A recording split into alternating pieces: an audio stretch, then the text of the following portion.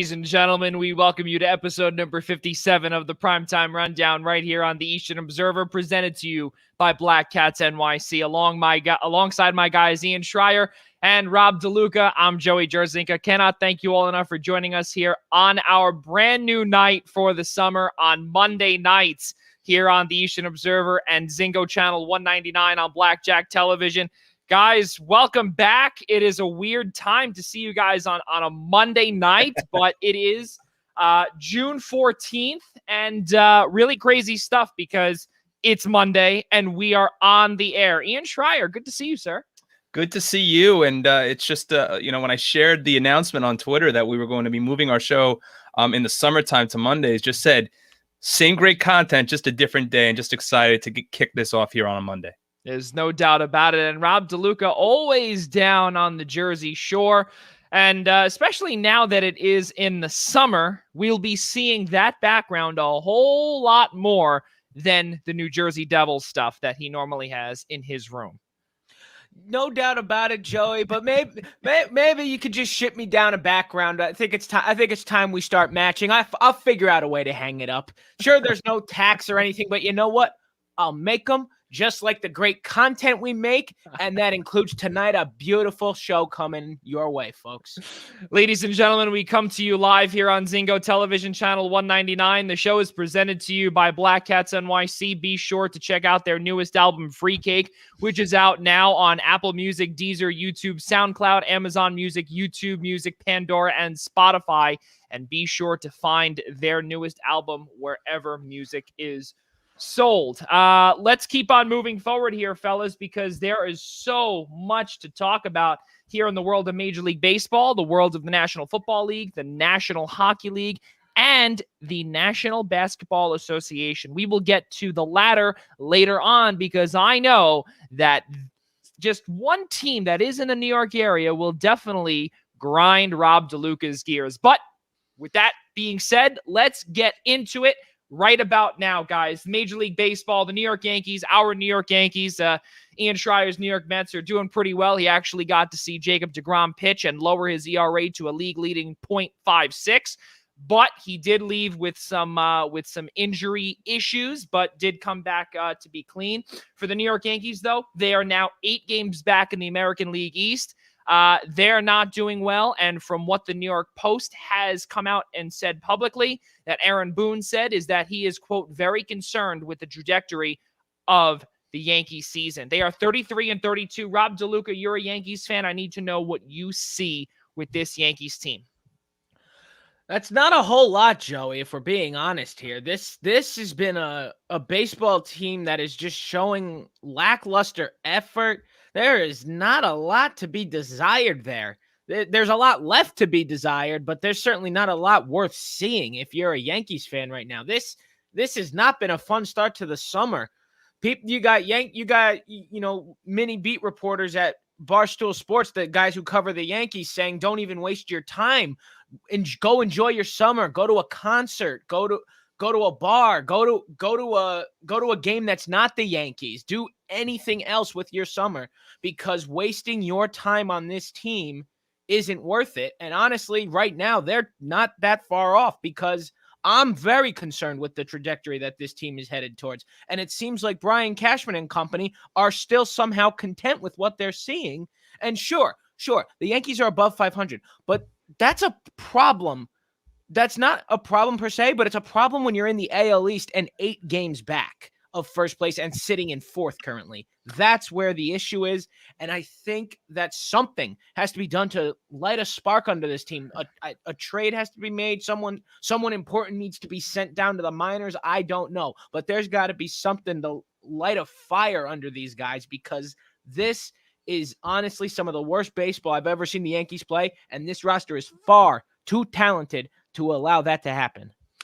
There's something that's going on, no doubt about it. And at one point, the run differential for the New York Yankees, when we were last on the air, which seems like tons of years ago, just a few weeks ago, when last time we were on the air, their run differential was a plus 24. Their plus minus run differential right now is -7. They are 8.5 games back out of first place Tampa Bay, who have won 3 consecutive. And they were also the first team in Major League Baseball to eclipse the 40-win mark this season. Ian Schraier, what do you see wrong with the New York Yankees? Well, you thought if they were going to break out of their so-called hitting slump, and I know the one move that they did make to try to spur something with the injury to Judge was to bring up Miguel Andujar and have him play in the outfield, and he's actually been coming through with some timely hitting. But the problem with the Yankees is the problem we've been saying for a while now. It's their pitching. I know they're not hitting, but it's their pitching. I mean, you're still going into games aside from Garrett Cole with guys like Jamison Tyone, Jordan Montgomery, Domingo Germán, guys who are just getting blown up for 6-7 runs a game. And that's just not going to cut it in the American League East, in that loaded division full of hitting teams like the Blue Jays, like the Red Sox, even more so the Tampa Bay Rays. But yeah, that's not part one of the problem. I mean, aside from Garrett Cole, who are you depending on right now? Aside from Corey Kluber throwing the no-hitter in Texas, like where are they turning to get some sort of consistency in that rotation? With respect to the hitting, though, you would have thought that playing 2 games in a hitters-friendly ballpark like Philly, which is so in comparison to Yankee Stadium, is very much alike in the way it just gives up home runs, and then to proceed to aside from a game-tying 3-run homer by DJ LeMahieu, we're about to get run out of Philly in 2 games this weekend by Vince Velasquez and Aaron Nola, whose ERA coming into that game was over 4. So you want to look at, you can touch on a bunch of different points. I mean, my biggest problem with that team right now is the pitching, because they just can't keep teams off the scoreboard, and that's going to hurt them in a series coming up like Toronto, who's got guys like Vladdy and Bichette, and this is all without George Springer, mind you. So I think that's problem number 1. But I mean, the hitting is a huge cause for concern as well. Yeah, not only that, Ian, you think about this. I mean, you say the rotation is definitely an issue after that hot stretch where the starters went 35 straight innings without giving up a run, and now they've gone a little cold, Garrett Cole included, but not to the extent of the others. But besides that, in the pitching, the bullpen is completely unreliable. There is not a single person I could turn to right now and say, "Yep, bring him in. He'll be able to stop the bleeding, stop the damage." Not a single one. Even Aroldis Chapman's been getting lit up his past 2 appearances. He's blown the games. He blew the last one in 8 pitches. In more reality, like three straight pitches, the game was over. It was unbelievable how bad that went. And Chad Green at the same time getting thrown around, getting tossed around for runs, causing losses left and right. There's just not a straight answer to where the root of the problem is. That's when when there's that much chaos going wrong, that's when you have to start looking at the management and think changes need to be made. The only other pitcher that they were hoping to get back at this point, who hasn't pitched in 2 years, was Luis Severino, who made a rehab start for Hudson Valley against Brooklyn and Coney Island the other night and was carried off. So, I mean, you could basically, I'm not trying to say count him out for any chance of a return, but when you can't put any pressure on your leg, it's no good. In their last 10, they've gone 3-7. And this is something that I've brought up a few times now. I have also said that when the Giancarlo Stanton trade was made, I actually said it on this show when Nick Partain was on here as well. Both him and myself agreed that that would come back and absolutely bite the New York Yankees. Why? Because for all of that money, especially when the new Steinbrenner regime does not want to spend over the luxury tax of $190 million, and you bring in a guy like Giancarlo Stanton, who has signed I think it was like a 10 or 12-year deal in Miami that was eventually traded away when Derek Jeter took over the team. There's not enough money to work with. And on top of it, too, when you sign Garrett Cole to a $36 million a year deal for, I think it was 9 years. Yeah. 9 years, something like that. For all of that to happen, it's not a good look. And you are really you're I don't want to sound like it's football or hockey, but you're cap stricken really, because it's not a hard cap in Major League Baseball, but the Steinbrenners give Brian Cashman that hard cap to work with of $190 million. Yeah, no luxury tax for them anymore. There is no luxury tax. Exactly. George Steinbrenner has been gone for roughly about 11 and a half, going on 12 years now. Yep. And if he was, I guarantee right now, in his grave right now, he is flipping, seeing what his sons are doing here and not giving them the ability to spend a little over that $190 million mark, because right now at 33 and 32, there would be every single soul, including even the cooks in the kitchen and the concession stands, they would be Get fired them all as well. out. They would all be fired. They'd all be on the unemployment line. Yeah. They really would be. And to see that this team is sitting 4th place with a roster that really should be better than Boston, better than Tampa Bay, way better than Toronto. They're not there. And they are right now, they've got 2 more games played than Toronto. And they're sitting right now just 1 position back at 4th place. It's not a good look. And the New York Yankees have a ton of work to do. And really, it doesn't even matter. On the road, at home, they're at 500. And with against teams that are greater than 500, they're 16 and 21. You look at Boston's record, 21 and 15, Tampa 26 and 16. It's not going well. And you know what? We said this actually on our text message group, the 3 of us, against Joe Girardi and Philadelphia. I was kind of happy that Aaron Boone lost. And you know why? Because something. No, not only that, but I am extremely happy to see that the way that Joe Girardi was let go following 2017 to bring in someone analytical and to bring in someone where it's all about analytics. Puppet. And yes, Girardi's all about that. There's no doubt about it. But he's got a little old school mentality that Aaron Boone does not have. Joe Girardi did pretty well with what he was given. He was able to get his team out of slumps. And not only that, too. Yes, the Yankees were able to come back and lose 8-7, I believe, yesterday. But they were down. They were down, I think, 5+ runs. Joe Girardi single-handedly, both games, it was a weekend sweep in Philadelphia. Kudos to him. And kudos to them, because right now the Phillies 4-game winning streak and made the Yankees look silly, made his former team look silly. That's really what it comes down to. Joe Girardi's also not a puppet, but that's besides the point. Well, that's another thing too. And the biggest thing, and actually for our viewers out there, Rob, discuss what you mean, or describe what you mean by. But Aaron Boone was brought in just to allow Brian Cashman to pretty much do whatever he wants with this team. Like, Joe Girardi doesn't manage that way. That's why he was here. His longevity in New York was as long as it was, because Girardi managed the team. He did things his way. And after 11 years, or 10 years, whatever it was, Brian Cashman said, no more. You either get us to the World Series or you're out of here. Comes 1 game short of appearing there. And apparently with a team that was supposed to be in a rebuild, that's not enough to keep him around.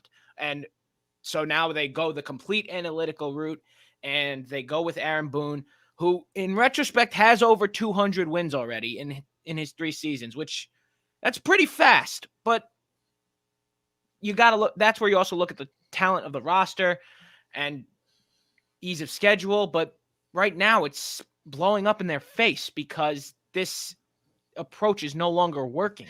I think what we're seeing right now in the first year, obviously, that Aaron Boone took over for Joe Girardi was that, yes, he made an ALCS, which is fantastic, obviously.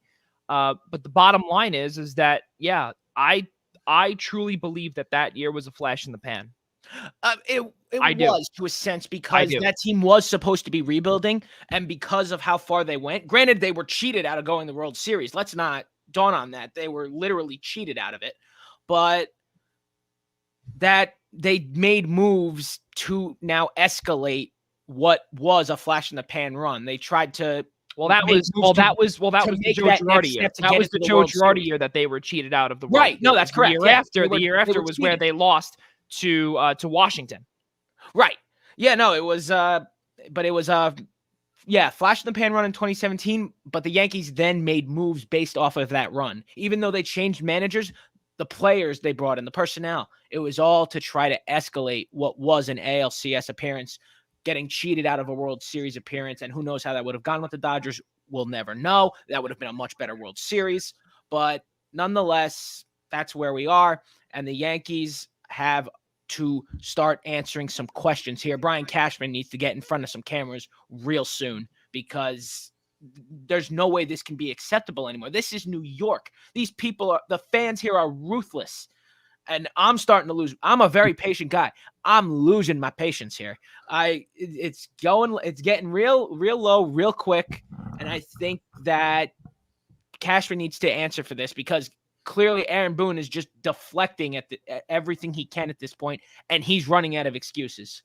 It's just incredible to see what the George Steinbrenner era did to the Yankee fans of our generations. It's we're broken, Ian. We are broken. Yeah, I get it. It's just I don't want to say as a Mets fan that it's interesting to watch because in my lifetime I've never seen it, but it's just it's a very interesting dynamic. It's the fact that you have owners now that have a budget, and even though they might carry the same last name as their father, who didn't care how much money he spent, he just wanted to put another commissioner's trophy bring another commissioner's trophy back to the Bronx. It's just a very, very different dynamic. Now, on paper, this team should be winning 90 games plus, but unfortunately, they're not performing to their contracts. I mean, even right now, DJ LeMahieu is not performing to his contract. I guess you could say of all of them, he's probably the one that's most is, but in comparison to where his numbers were last year, they're not there.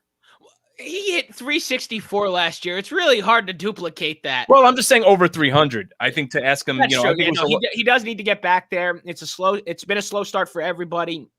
That's where it comes down to management. They've got to do something here, because this isn't working. This team doesn't look like they're trying all that much. The DJ LeMahieu tied that game at 7 2 nights ago. That's because he just is that guy who can do that whenever he feels like. So it comes down to management. That's it. Someone has to do something. Crossing over into the world's borough and going to Queens and seeing what the Mets are capable of doing right now. They're right now. They are 7 games over 500, 32-25. In their last 10, they're 6-4 plus 17 run differential. What they've done at home is truly remarkable. But then again, they've also played a lot more road games than they have home games. 17-6 at home, 15-19 on the road. They're against teams over 500. They're 10-14. But the bottom line right now is that they are hosting the Chicago Cubs right now. Anthony Iapoce back in town, our good friend. So that is pretty cool stuff. He's able to be at home with his family. From what we're seeing with the Mets, we saw, or actually Ian was there in the last contest that Jacob deGrom pitched. He lowered his ERA to a league-leading .56. Really great stuff. But then I'm sure when you were there, Ian, you got to see when he was removed from the game, and you were able to see, or not even see, but able to feel your heart come crashing down when you saw that injury. Well, he wasn't removed from the game. He just didn't come back out for the 7th inning. He was at, I think it was somewhere in the realm of 70 pitches, and I think I'm trying to remember. No, he pitched. I believe he pitched 6 innings and then didn't come back out for the 7th because Castro started the 7th and Cronenworth had the 2-run homer to right.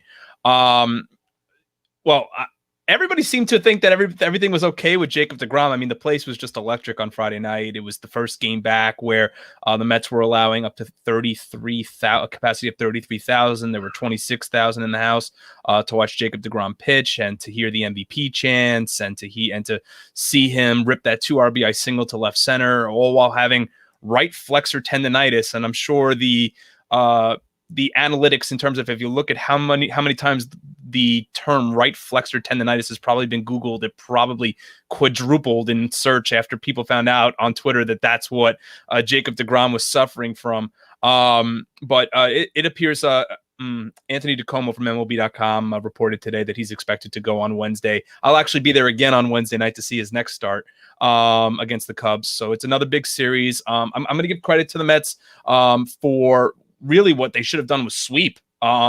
If they don't think, Sunday's losses to a degree was on Luis Rojas. He was pushing Jeurys Familia with 40 something pitches in the 7th inning, and then brought in, Jacob Barnes, who served up a grand slam to Tatis and has since been designated for assignment. But when you look at the San Diego Padres, who are a World Series contender, and you look at the 4 games they played in San Diego and the 3 games They just played at Citi Field, and the Mets ended up taking that season series from the Pods 4-3.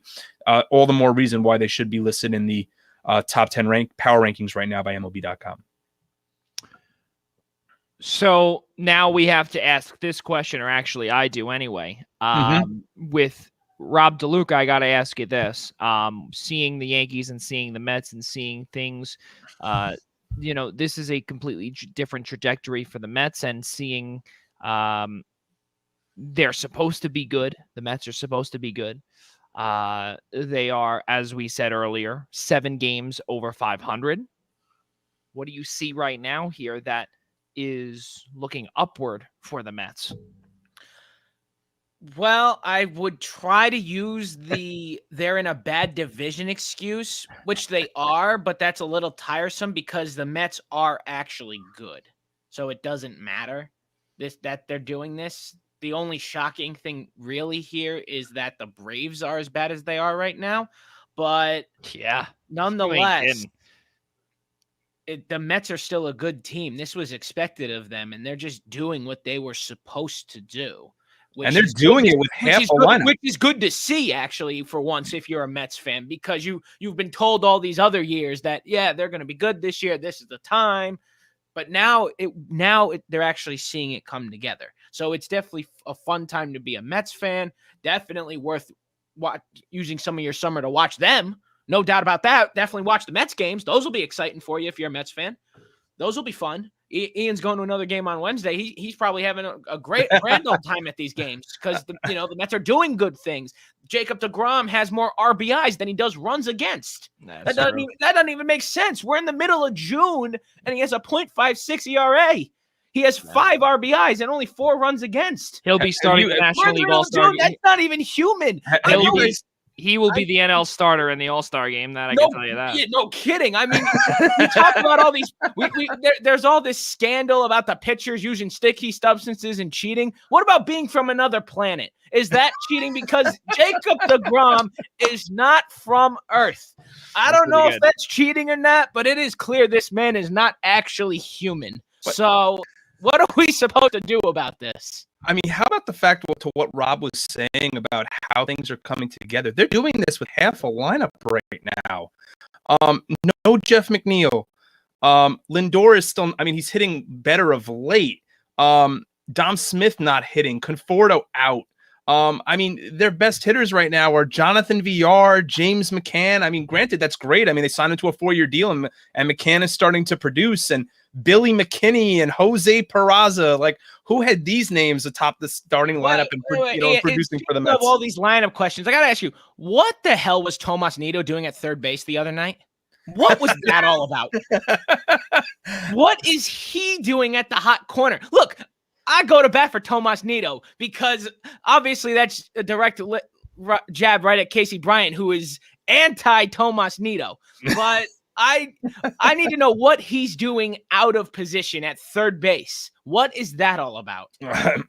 And we speak about Billy McKinney, New York Yankees legend Billy McKinney. He's a lot of fun to watch. I mean, he's got great bat speed. I kind of knew who Billy McKinney was as like a defensive player in the outfield, because kudos again to Sandy Alderson for with a player like Billy McKinney. When the Mets started suffering all these injuries in the outfield, he could have very easily hit, he and Steve Cohen could have very easily hit the panic button and said, we need to go out there and find an outfielder that can help us right now. Right. And instead he traded for Cameron Maybin, who had all of 15 at-bats with the Mets before being DFA'd. You have Billy McKinney. You have Mason Williams, another former Yankee. Brandon Drury, another former Yankee. Brandon Drury. Another Yankees legend. Yeah, I mean, they're finding a way to plug and play right now. Yeah. I mean, and McNeil is due back this weekend, and Conforto the weekend after. So they're taking Yankee scraps and turning them into more than they ever could be. Doesn't that sound slightly familiar to what it used to be about 10 years ago? And it used to be the actual opposite. It used to be it used to be all the players that were turned into superstars while going into the Bronx. Now it's the other way around. Now it's from the Bronx into Queens. Do you know how much it still hurts watching Doc Gooden sit on that parade in 90?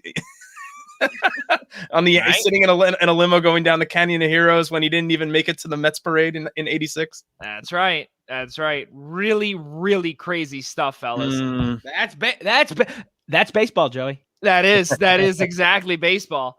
Guys, let's move over to the NFL now. We saw last week Julio Jones was traded to Tennessee to the Titans for draft picks that was headed back, or that did head back to Atlanta.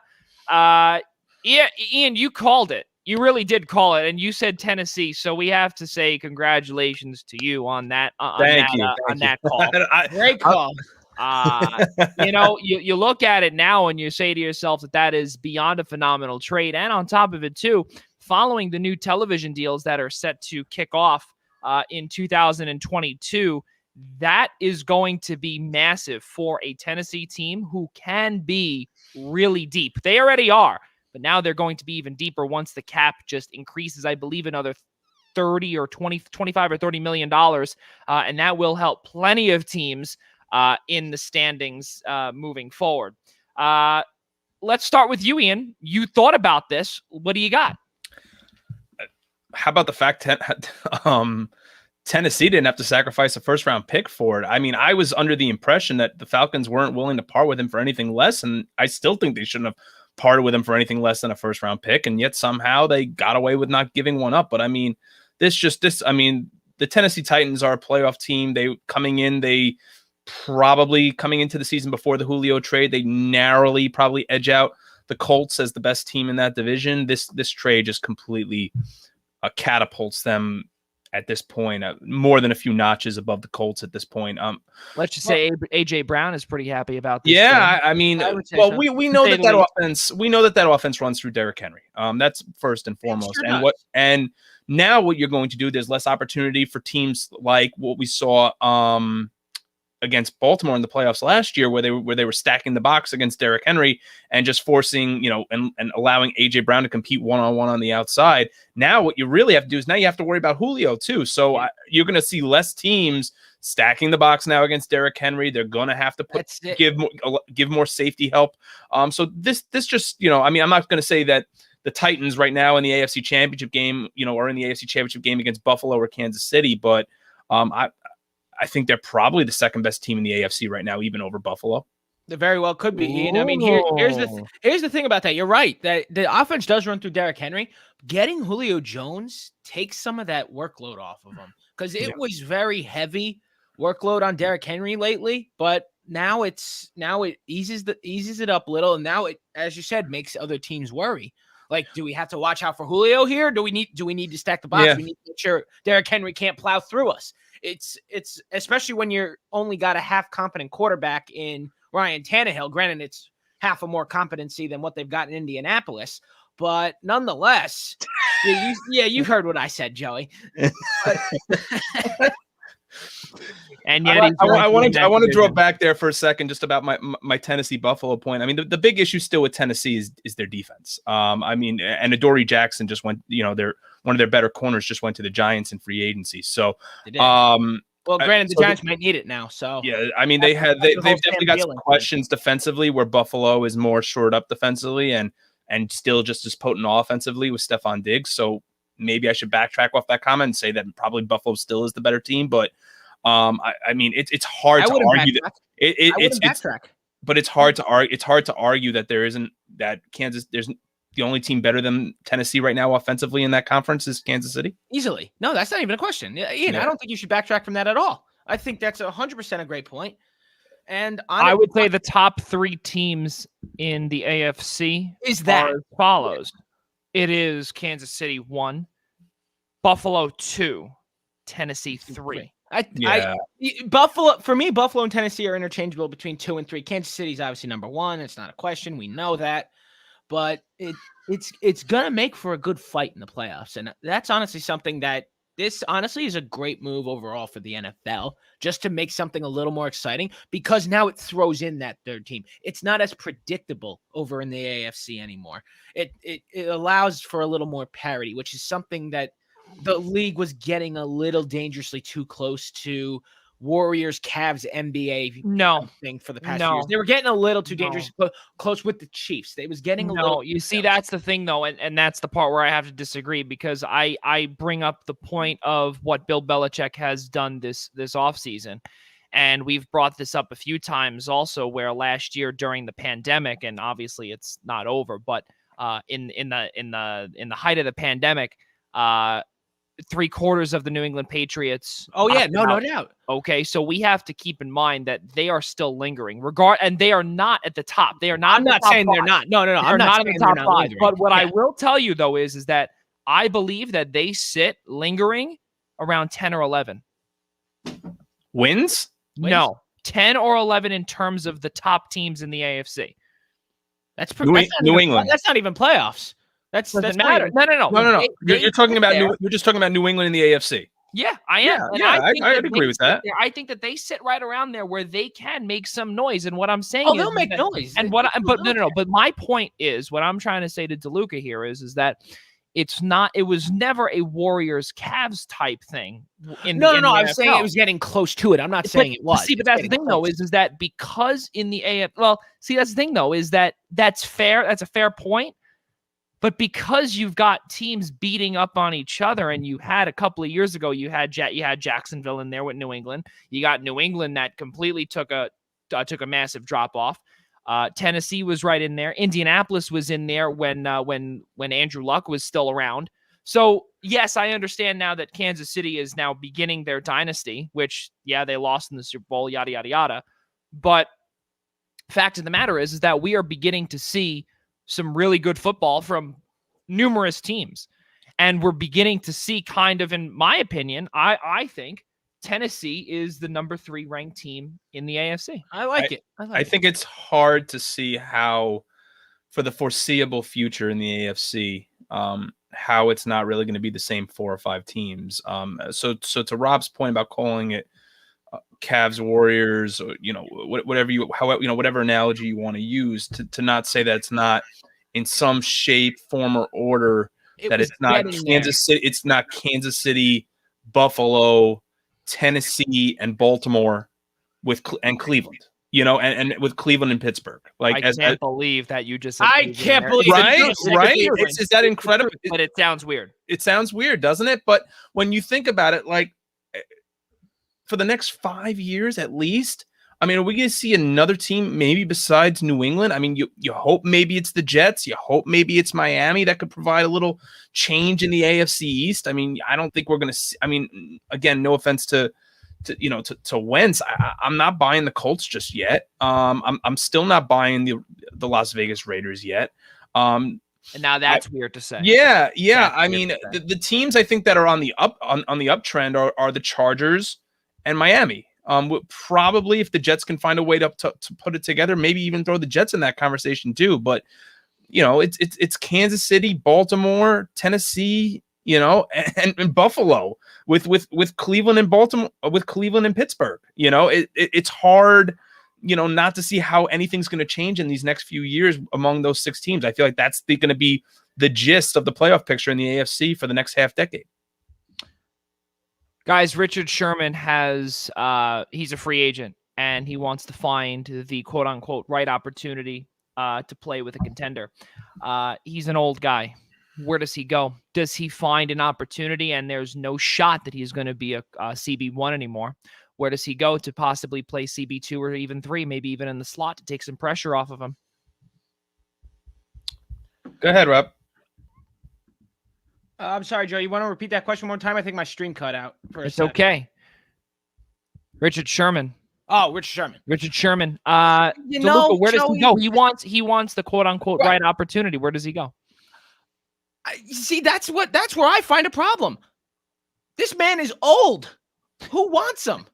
Like he can't be too picky at this point. I get he's old. He wants another shot at glory. But are teams that are in that position really gonna take a chance on him? No. When he's this old, that's where I see the issue. Like he really has to widen his parameters if he wants to keep playing in the show here, because Look, it's just the cycle of life.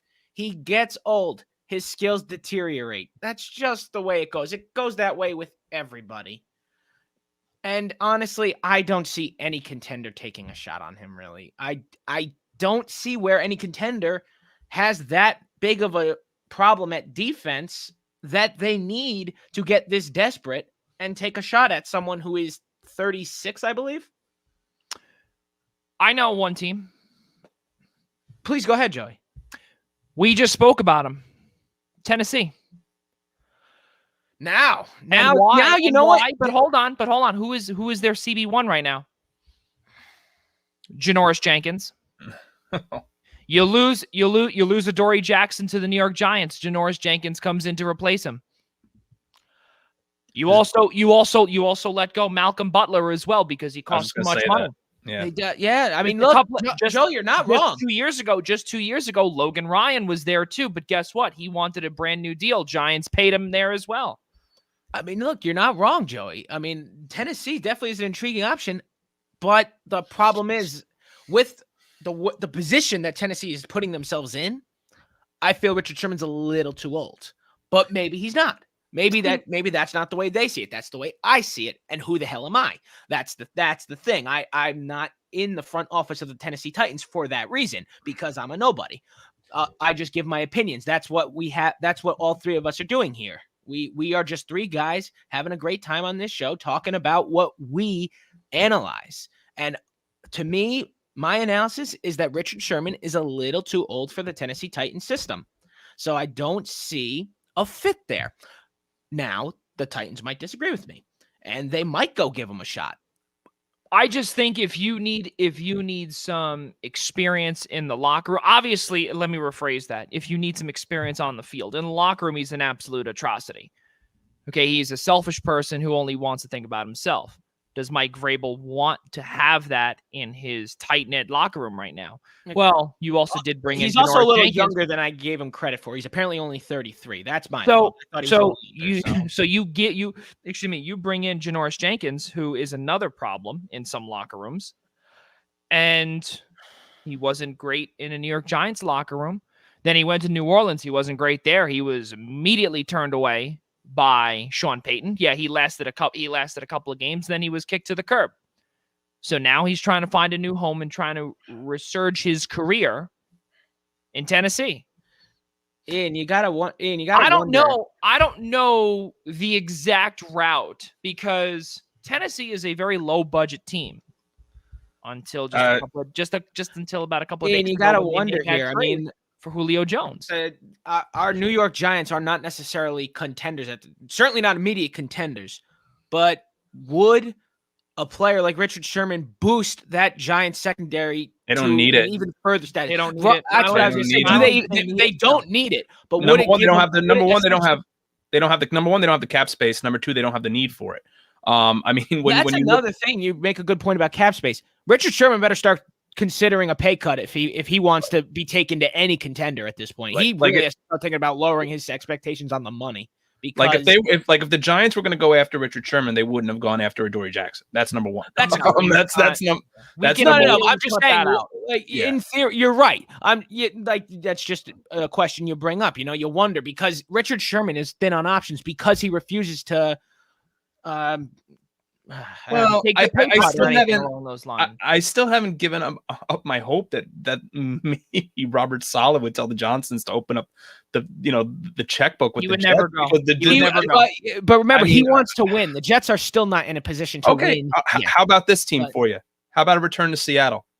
No. You know what? I've never ruled it out, but it seems that's a team. Pete Carroll and company are done with him. Otherwise, they wouldn't have let him go in the first place. I feel like. I understand that. I just think that's a team that's in dire need of cornerback help.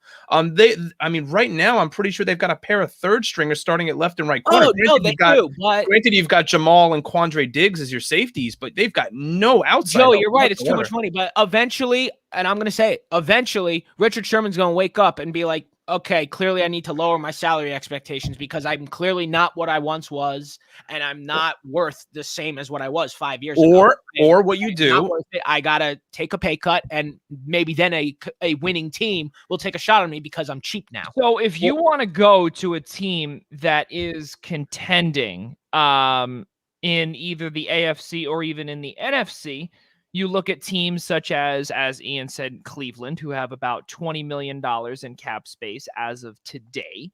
The Los Angeles Chargers, $20.359 million in cap space. All of this, by the way, is courtesy of our friends at Spot Track. New England Patriots, 20.158. Moving down the list, the Indianapolis Colts, who always can use some defensive help, $17 million in space. San Francisco, $16.7 million in cap space. And then you move down even a little bit more and you see what the Arizona Cardinals are all about. They also just lost. They did not re-sign, rather, Patrick Peterson. And don't forget, even Buffalo, too. Do you want someone on the opposite end of Tre'Davious White? I don't know. I mean, that's again at $9 million. I wouldn't want to mess with that locker room the way it is. And the way that Sean McDermott has made that locker room is beyond phenomenal. And you can't really take away what a tight-knit group they have in Buffalo. So those aforementioned teams, it's very tough for me to see him even get signed until at least July or August. But that's something I want to bring up, Ian. You mentioned that Buffalo shouldn't try to mess with their locker room. Do any of these contending teams want to mess with their locker room? I don't think so. Because the reason contending teams, part of it, a small part of why teams are contenders and they're in the positions that they are is because they get along so well. Their chemistry is good. Sure. The locker room is great. You do not want to mess with that by bringing in someone who is known to be a problem. So you got to wonder, is that another reason why a contender won't take a shot on him? If he wants to continue his career, he has to A, lower his salary expectations a lot, and B, be willing to play somewhere that's likely not going to be in the Super Bowl right away. Well, I think the team that checks that box from the names that Joey was rattling off are the LA Chargers. The Chargers right now are that team that maybe isn't win now, but is also kind of on the cusp of a wild card spot. They're building something. Yes, yeah, I mean the reason Buffalo doesn't work aside from that team chemistry there is that they are a team that really builds through the draft. They build up their homegrown prospects, and they really aren't a team that's built a lot on free agents. Whereas when you look at the LA Chargers, I mean that's he spent much of his career playing on the West Coast. It would make some sense. The Chargers have had some injuries recently in the secondary, especially. And I think they're a team who talk about a team last year that couldn't close out wins. The Chargers were the heels of the fourth quarter in the NFL last year. So why not maybe take a chance on trying to fortify that secondary a little bit? Sure, he's a bad locker room guy, but you've got a very impressionable quarterback right there right now in Justin Herbert. So I mean, I'm not trying to say like, hey, let's change the way things are going because we're winning. Well, you just fired your head coach in Anthony Lynn. So really, how much can beggars afford to be choosers there? The other option Richard Sherman has is wait till training camp, like Joey's saying, July or August. Wait till training camp, see who goes down in preseason, see who goes down during practice once they put the pads on. There are guys, you can count on probably two hands how many times you see guys go down just on the first couple of weeks of training camp. Yep. We've already seen a torn ACL at OTAs. So Richard Sherman has that ability that he really doesn't have to show off too much of his resume because everyone in the league knows his resume. So he can afford to be a little patient. He can afford to wait to see if a team might overpay for him come July or August. Or like you said, Rob, he's just going to have to take a little less money and maybe go somewhere that's not a Super Bowl contender. So the reason why I did not include the Minnesota Vikings in there is because do I think that they are contenders? There's no doubt about it. I do. And I continuously say that I think the Minnesota Vikings are always contenders. They truly are. Not with that quarterback, they're not. I don't know if I agree with that. That's all right. Well, they shored up their backfield when they lost Anthony Harris to actually the Eagles, which makes no sense, but I digress there. They got Patrick Peterson and Bashaud Breeland. So they really don't need much in terms of help back there, they in don't, the backfield. No, they don't. But the They're reason not why a contender by any sense of the word, but they don't need Well, this. what much. helps the I Vikings? will tell you this. I think that they are, if God forbid something were to happen with Aaron Rodgers, because Well, can you really bank on a Chicago Bears team that is just filled with question marks right now? Well, that is another discussion. Yeah, Like that's another Rob's saying, discussion that right is there, another discussion. If you want to talk about the Minnesota Vikings as NFC North champs, yeah, if Aaron Rodgers doesn't return to Green Bay, I think there's a very, very good chance of that happening. High chance that they do that. But Super Bowl, I don't know about that. But to say Super Bowl aspirations for that team, No. Look, I think they are playoff bound every year. Oh, the Vikings are playoff bound whether Aaron Rodgers. I think the Vikings are playoff bound whether Aaron Rodgers stays in Green Bay or not. They could they'll take a wild card spot. I think Minnesota either way.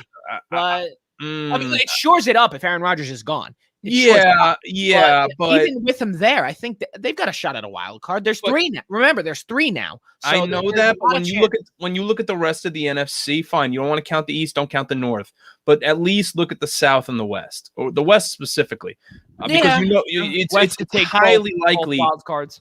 It's highly likely all three, Joey. Right. True. They could. It's highly likely that the wild cards all come out of the West. I mean, you look at the Rams, the Niners, and and the Seahawks, and I mean it's hard. And can't count out the Cardinals. Right, and you can't count out Arizona either. So I think it's very hard to say that there isn't going to be that the West may not encompass all three of those wild card spots. It's possible. It's going to be a good fight in the NFC. I'll tell you that. There's a lot of teams like Minnesota, like the other teams in the NFC West, and it's going to be a good fight. The fact that there's three wild card spots now just makes it that much more interesting. We could see something like that for the first time, where an entire division makes the playoffs. It would be very exciting to see, I think, because it allows for some NFC West matchups within the playoffs. And those are always dogfights. They're great games. So I guess it just comes down to it. But Aaron Rodgers is the question mark in all of that. And at this point, I feel like if Aaron Rodgers was going to be on the move, would have happened already. So it's going to be interesting to say the least. But me personally, I think if he was gone, he'd already be gone. Who, Rodgers? Then again, Green Bay's being stubborn. They're trying not to get rid of him. But I mean, I think it's almost been said at this point that Rodgers has no intentions of playing for Green Bay, period. I think that's true. He's certainly not going to. I think the odds are more. I think the odds are more likely he's the full-time host of Jeopardy than. No, he really is. I actually really don't think it is. I really think there's better odds he returns to the Packers before he's the host of Jeopardy. All right, like the people of Jeopardy have already said they want an actual experienced host, someone who knows Jeopardy well. So pretty much that comes down to Ken Jennings or their executive producer, Mike Richards. Aaron Rodgers ain't going to be the next host of Jeopardy. As fun as that might be, let's hit the reality button for a second. That's not going to happen. Moving forward, fellas, here, just by looking also at the roster limits too. We're in preseason, obviously, so there's a 90-man roster limit, and a lot of these teams right now are at a hard 90 or even above. So I think there's a certain time where they have to cut to 90 players on the roster. And then I don't know the exact date when they have to cut it down to exactly 90, but there's also a hard cap. It's somewhere before week 1 of preseason. Yeah, exactly. So but for right now, like for instance, Washington, San Francisco, we're at 90, 92, 91. The LA Chargers that Ian brought up about Richard Sherman, they only sit at 82 roster spots. We obviously expect that to be filled up by a lot of these young draft picks and undraftees. But you never know. We'll see what happens moving forward. But what we do know is that the NFL is right around the corner in roughly about 3 months. 3 months is the first regular season game of the 2021 season.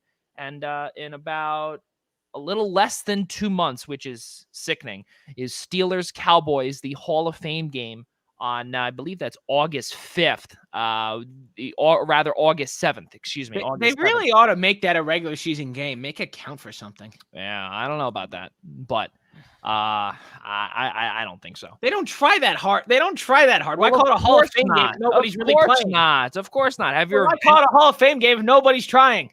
because you know what? All it matters is that they just get to see the jerseys, the uniforms. That's all that matters. Listen, it's a family event, DeLuca. Have you ever been to a Hall of Fame game? No. It's a lot of fun. It is a lot of fun. And you know what the I best feel like part people was? say that about the Pro Bowl too. Nobody watches it. Listen, I was there, okay, years ago, 2006, okay?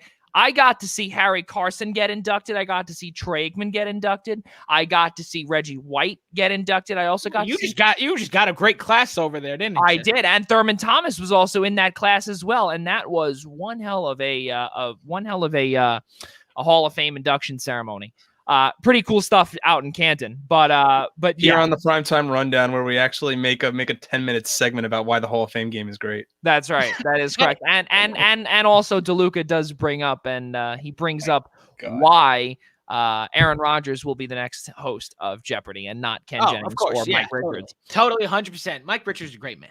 Guys, let's keep moving forward here. The National Hockey League. We've got a game that's going to be underway in about an hour and change. Let's do it. Montreal and Vegas, and that is the first time that a Canadian team is going to be playing a United States team in the 2020-21 season. Really crazy stuff. It is the Stanley Cup semifinals. There is no Eastern Conference or Western Conference finals. Not here. But let's just make this very clear, okay? This is going to be one of the first times in nearly 50 years that Montreal is going to be chasing the Clarence Bowl, okay? That is the Western Conference trophy nowadays, okay? Then we also have the Prince of Wales trophy, right, which is awarded to the Eastern Conference winners. Right. So the Islanders and the Tampa Bay Lightning will be one of the two teams receiving the Prince of Wales trophy right now. Vegas, they don't move because they're in the West, but Montreal, they could be getting the Clarence Bowl for the first time, as we did say, in probably about 50 to 60 years. So really, really cool stuff there. Right. Montreal and Vegas, this is the first time that in a long time, rather, that Max Pacioretty is going up against his former team, but it makes it even better and even spicier because it is the semifinals of the Stanley Cup playoffs. Pretty cool stuff, guys. Ian Schraier, you first. Does it bother anybody else that this year the playoffs are known as the Stanley Cup semifinals instead of the Eastern and Western Conference? I hate it. I hate it. It bothers me to no end. It bothers me so much.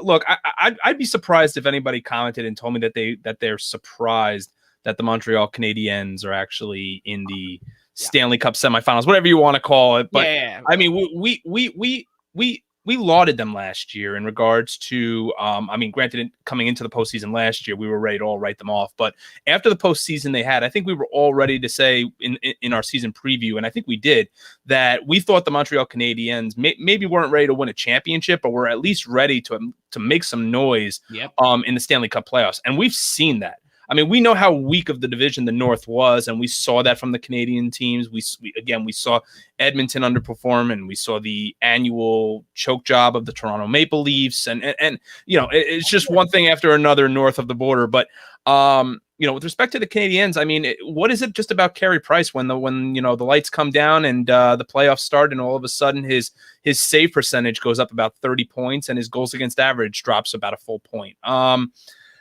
I'm not surprised. I think that the move that they made for Tyler Toffoli made all so much sense. It just gave them that veteran presence. It gave them a guy that can put the puck in the back of the net, along with guys like Nick Suzuki. And I'm happy for Montreal. I think this is going to be a great series. I'm not expecting Vegas to run away with it. I am a little surprised that we're seeing Vegas and not Colorado, especially after Colorado went up 2-0. Colorado did not want to win. They didn't want to play after.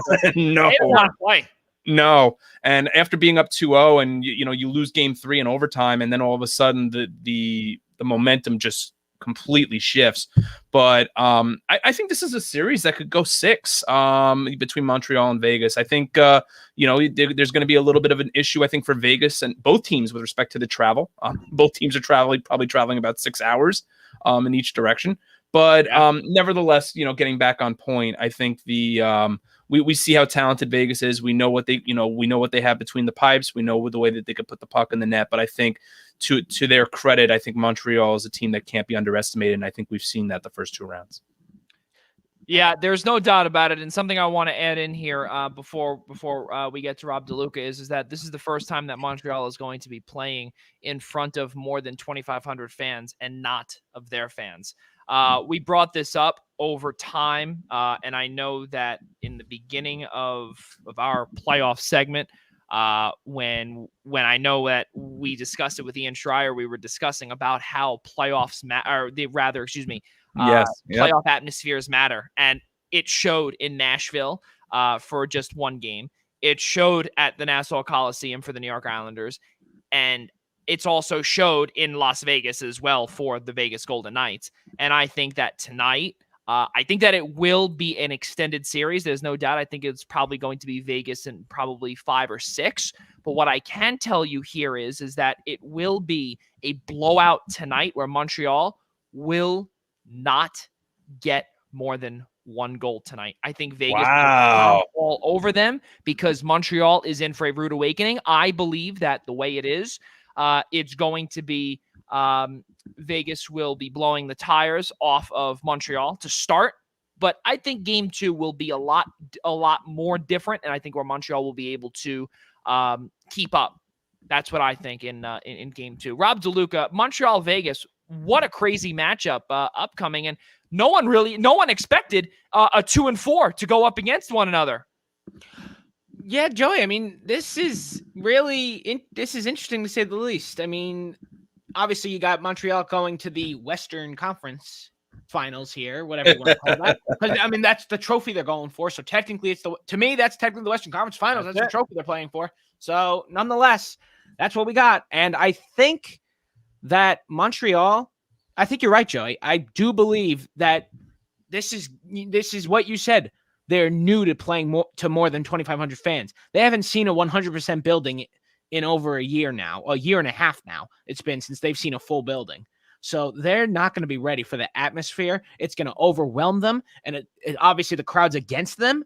So this is not going to go well for them tonight. I agree completely. Vegas is likely going to blow them out tonight, but then they'll be adjusted. As you said, they're going to be adjusted. They might even respond in game 2 with win. I think they personally, if they want any shot at this, they're going to need to steal one of these 2 games in Vegas. Not even a question about that. Then they get to head back to their home turf, where I believe the city of Montreal is trying to get approval to expand their capacity to, I want to say 5,000. I think it's 5 or 10,000. Is it 5? Are they only going to double it? Okay. So 5,000. They definitely want to extend it as time goes on. So they want to keep extending the crowd. So hopefully they get that approval. I would love to see it because honestly, even with just 2,500 people, when Montreal swept the series in overtime, that place exploded.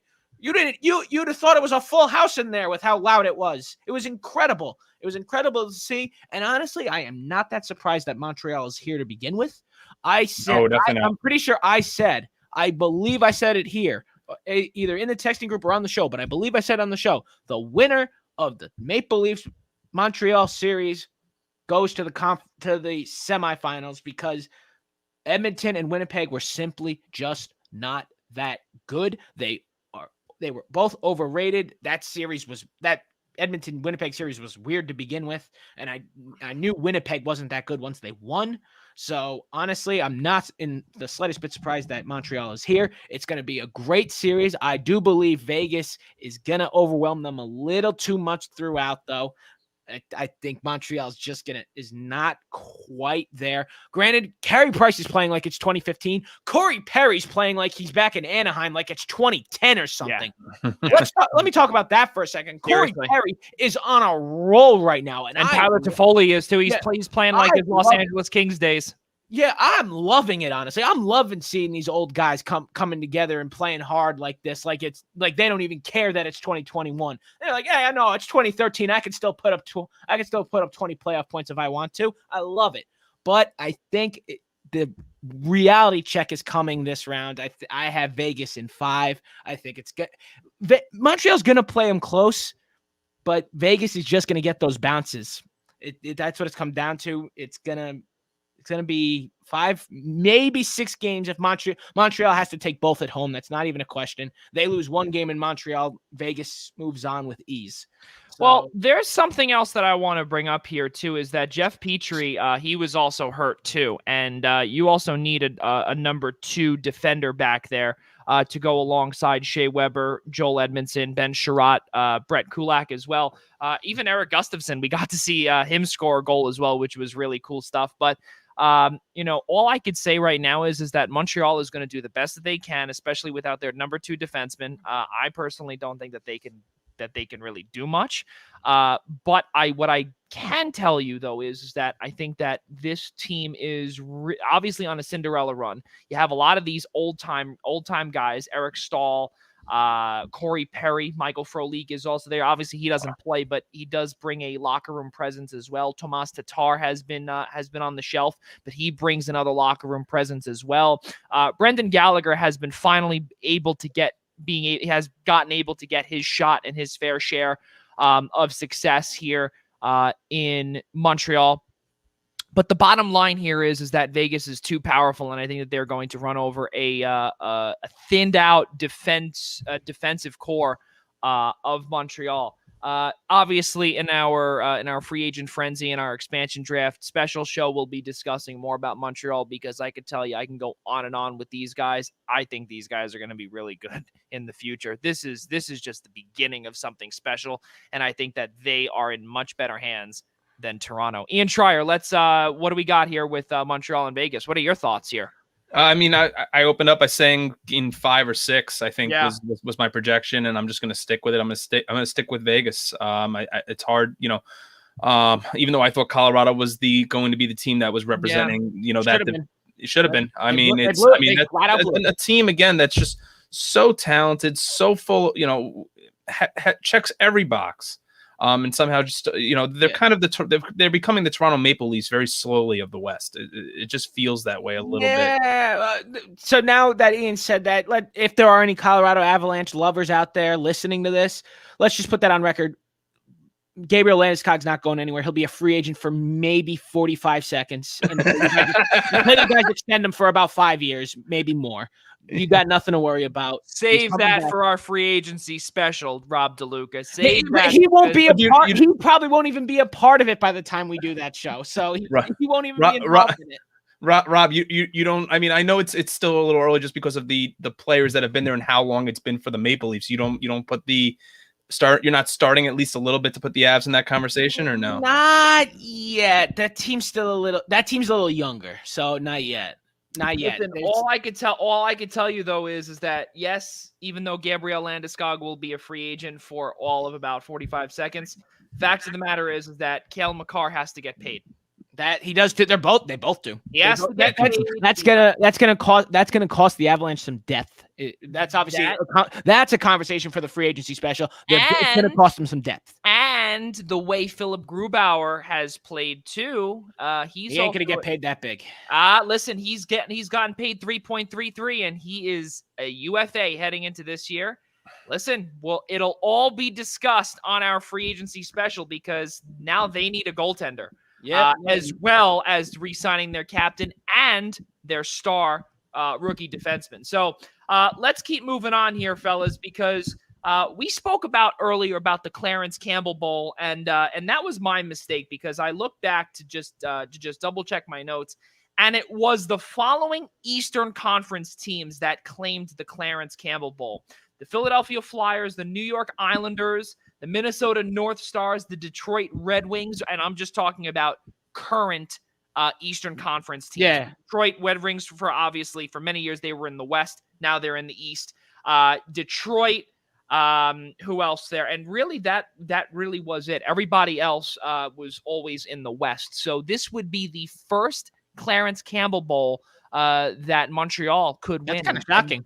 Then that is pretty cool. And let's not forget, that would be the first Eastern Conference team since 1980-81, when the New York Islanders won the Clarence Bowl and went to their second Stanley Cup final in a row. In that crazy... Hey, Joey, that's a great segue for what we're about to talk about. That is pretty good, right? Because you see, listen, I don't really do it on purpose, but now I think to myself, maybe I did do it on purpose. That was You might. I think you might have. You know exactly. What I really did not. I really did think not. you did. I am half asleep over here. So you know okay. what? We're just trying to make it through the Well, show then here. let's wake you up with a little New York Islanders talk. How about that? Ladies and gentlemen, 8:05 here on the East Coast. We really do appreciate all of you tuning in to the Primetime Rundown on our brand new night, Mondays, here on the Eastern Observer and the Blackjack Media Group, alongside my guys Ian Schraier, Rob DeLuca. I'm Joey Jarzynka. Cannot thank you all enough for tuning in on this Monday evening here until August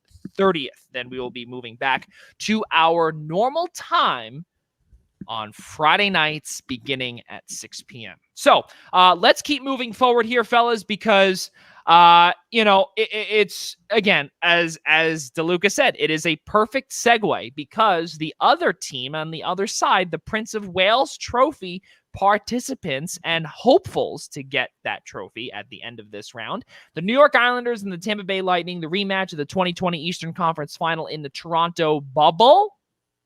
Just kidding. In the Edmonton bubble. Yes, New York Islanders lead 1-0 in terms of that round. And the way they looked yesterday, the New York Islanders, they shut down the Tampa Bay Lightning like none other. That was wild. That Rob was DeLuca, your thoughts? Yeah, Joey, that was one hell of a game. I mean, I couldn't believe it. Like, let's look back on the Islanders' path here. They got through Tristan Jarry with ease. That's not even that hard to do. They went through the Penguins as they have done every year for what feels like 5 years now. It's not that hard. But nonetheless, coming to Boston outplayed the Islanders in 5 out of 6 games. The only game they didn't outplay them was game 6, and the Islanders won. That's when the Islanders clinched the series. They took over that game. It's like the Islanders became a new team because they carried over game 6 into game 1. And honestly, that's it. It was just a great effort. Matt Barzal scoring timely goals as he does. That's just what we've come to see with him. And honestly, I am impressed. The Islanders really did shut down the Lightning. Lightning picked up that goal late, ruining Semyon Varlamov's shutout goal with under a minute to go.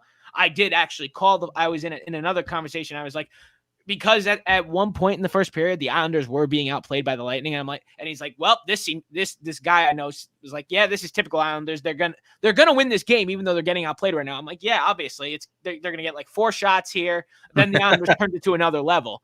But yeah, I'm like, it's gonna be a 2-1 final. It's gonna be ridiculous. And lo and behold, 2-1 Islanders called that. And it's just unbelievable that this feels different than last year because I think the Islanders just have this fire under them that they just didn't seem to have in the bubble when they were playing the Lightning the first time, because I never saw the Islanders play as well as they did in game 1 than that entire 2020 series. The Islanders really never looked that great in the 2020 series, if you asked me.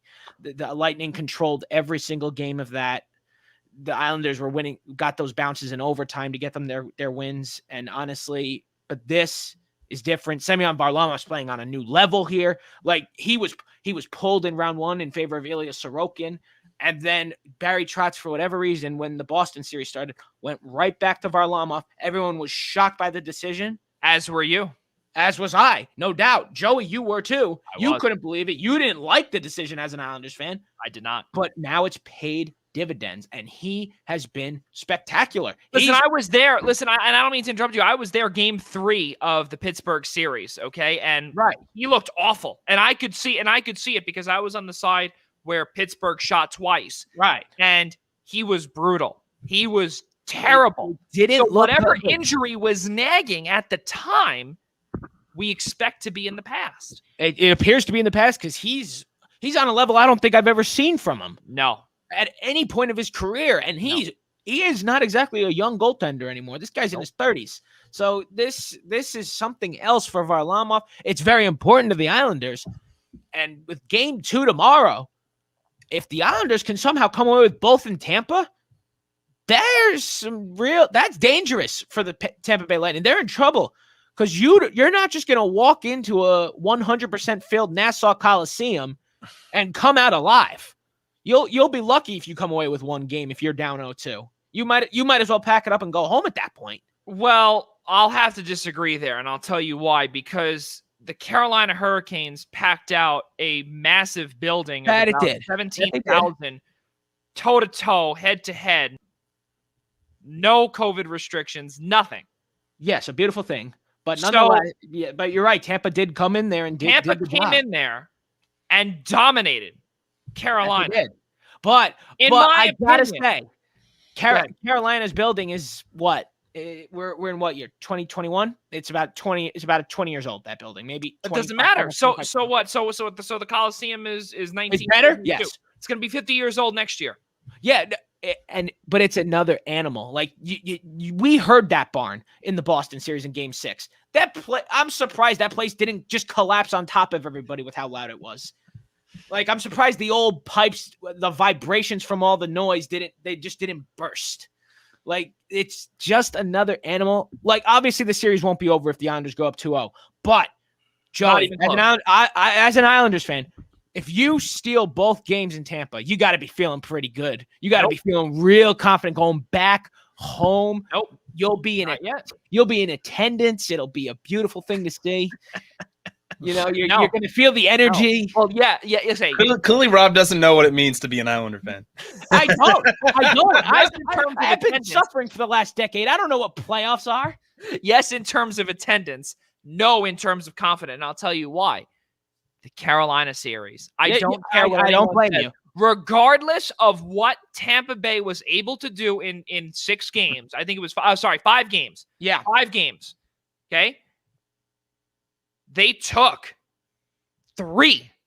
They took 3 games in that building. The clincher in that building. They did. No, you're right. So it doesn't matter. Granted, we know, DeLuca, that PNC Arena can get loud. Oh, it they can. Had 17,000 faithful in that building. Granted, the Lightning are cheating, but nonetheless, I think. All right, Dougie Hamilton, calm down.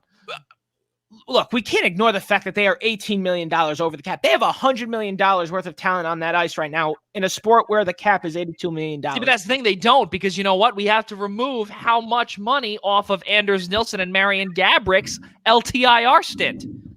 I mean, you got a point there, but unwritten rules that the NHL might have to change. If Tampa Bay wins the cup. Yep, I was just going to say that. It will be. You're going to watch these changes happen in a big way if Tampa wins the cup. Let's stay on task here, ladies and gentlemen, okay? Because I know Ian Schraier is basically saying, please God, let's get back on the road because we've crashed the car about 9 times here in a span of 10 seconds.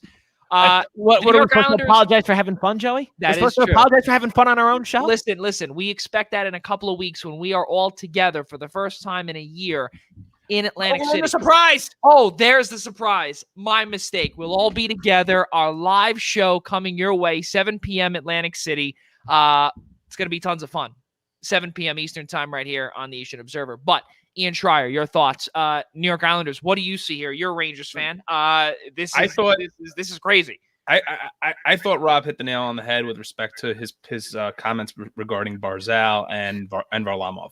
I think that's really been the turning point so far for the Islanders, because I'll say this much. After Game 1 of the Bruins series, I was very I wasn't feeling good about the Islanders. I'll say that much with the way that with their Game 1 performance in Boston, and they completely flipped the script on that series. Aside from the point that Boston was sustaining some serious injuries, but that didn't matter because the Islanders were still putting the puck behind Tuukka Rask after Game 1. I think the key game, the game that has changed everything for the Islanders, and not saying taking anything away from the Pittsburgh series, was Game 2 against Boston, because that was Matt Barzal's playoff party. And he has not let go of the gas pedal since. He has found his playoff groove. It has made all the difference in the world that top line now for the Islanders is scoring, and it's not putting all the pressure now on the Killer Bees, who are still performing at just an incredible level. Or the deadline. The deadline. Yeah, it's just making a huge difference. It's showing that there's more than one line for the Islanders right now that can get on the score sheet. And then on top of that, the comment that Rob made about Varlamov. Yeah, I mean, look, we the three of us were saying it together. How in the world do you go back to Varlamov with his slow starts and the way Sorokin's playing? Why in the world would you move away from that? And after last year, after hearing me say it last year, I'm the advocate for riding the hot goaltender. Why in the world would you change it? But clearly, whatever buttons Barry Trotz is pushing right now is working. And I'm sure I was a lot surprised that the Islanders just came into Tampa and completely dominated the pace of play. And I'm not going to sit here and say I necessarily agree with Rob that I think if the Islanders go up 2-0 and come back to Long Island, that they're going to sweep. But I understand his point to a certain extent. Yeah, it's dangerous. You don't put the Islanders up 2-0 going home to one of the hardest buildings in the league to play in. It real and that's just a fact. It's not easy to walk into the Coliseum, come out with a win. That's just common logic. I just think for the Lightning, I don't want to call Game 2 a must win, but I think from a standpoint of momentum. And from it forces you to win where we've seen now. Granted, look, I mean, Colorado was up 2-0. That didn't change much, right? No. But granted, they won granted, they took advantage of their home ice just as Vegas did the same thing. Yeah. The problem is the Islanders go back home. It forces Tampa Bay to win both in the Coliseum. True. Otherwise, the Islanders take a stranglehold on the series. True. They're both very fair points. I mean, I still like Tampa Bay in this series just on the experience alone and knowing they've been there. And granted, so were the Islanders last year. I still give the Lightning that edge, especially with a healthy Stamkos. But tomorrow is just going to be a huge telling point for that series because the Islanders, the Tampa Bay Lightning just need to respond.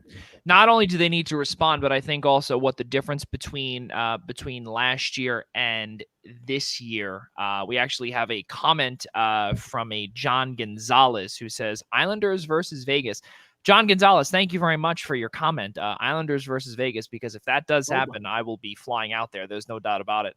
I called that one. And maybe DeLuca might have to make his second trip out to Vegas with me.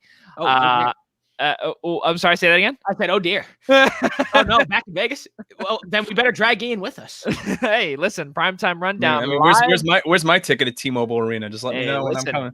Listen, all I know was that I just have to say one thing.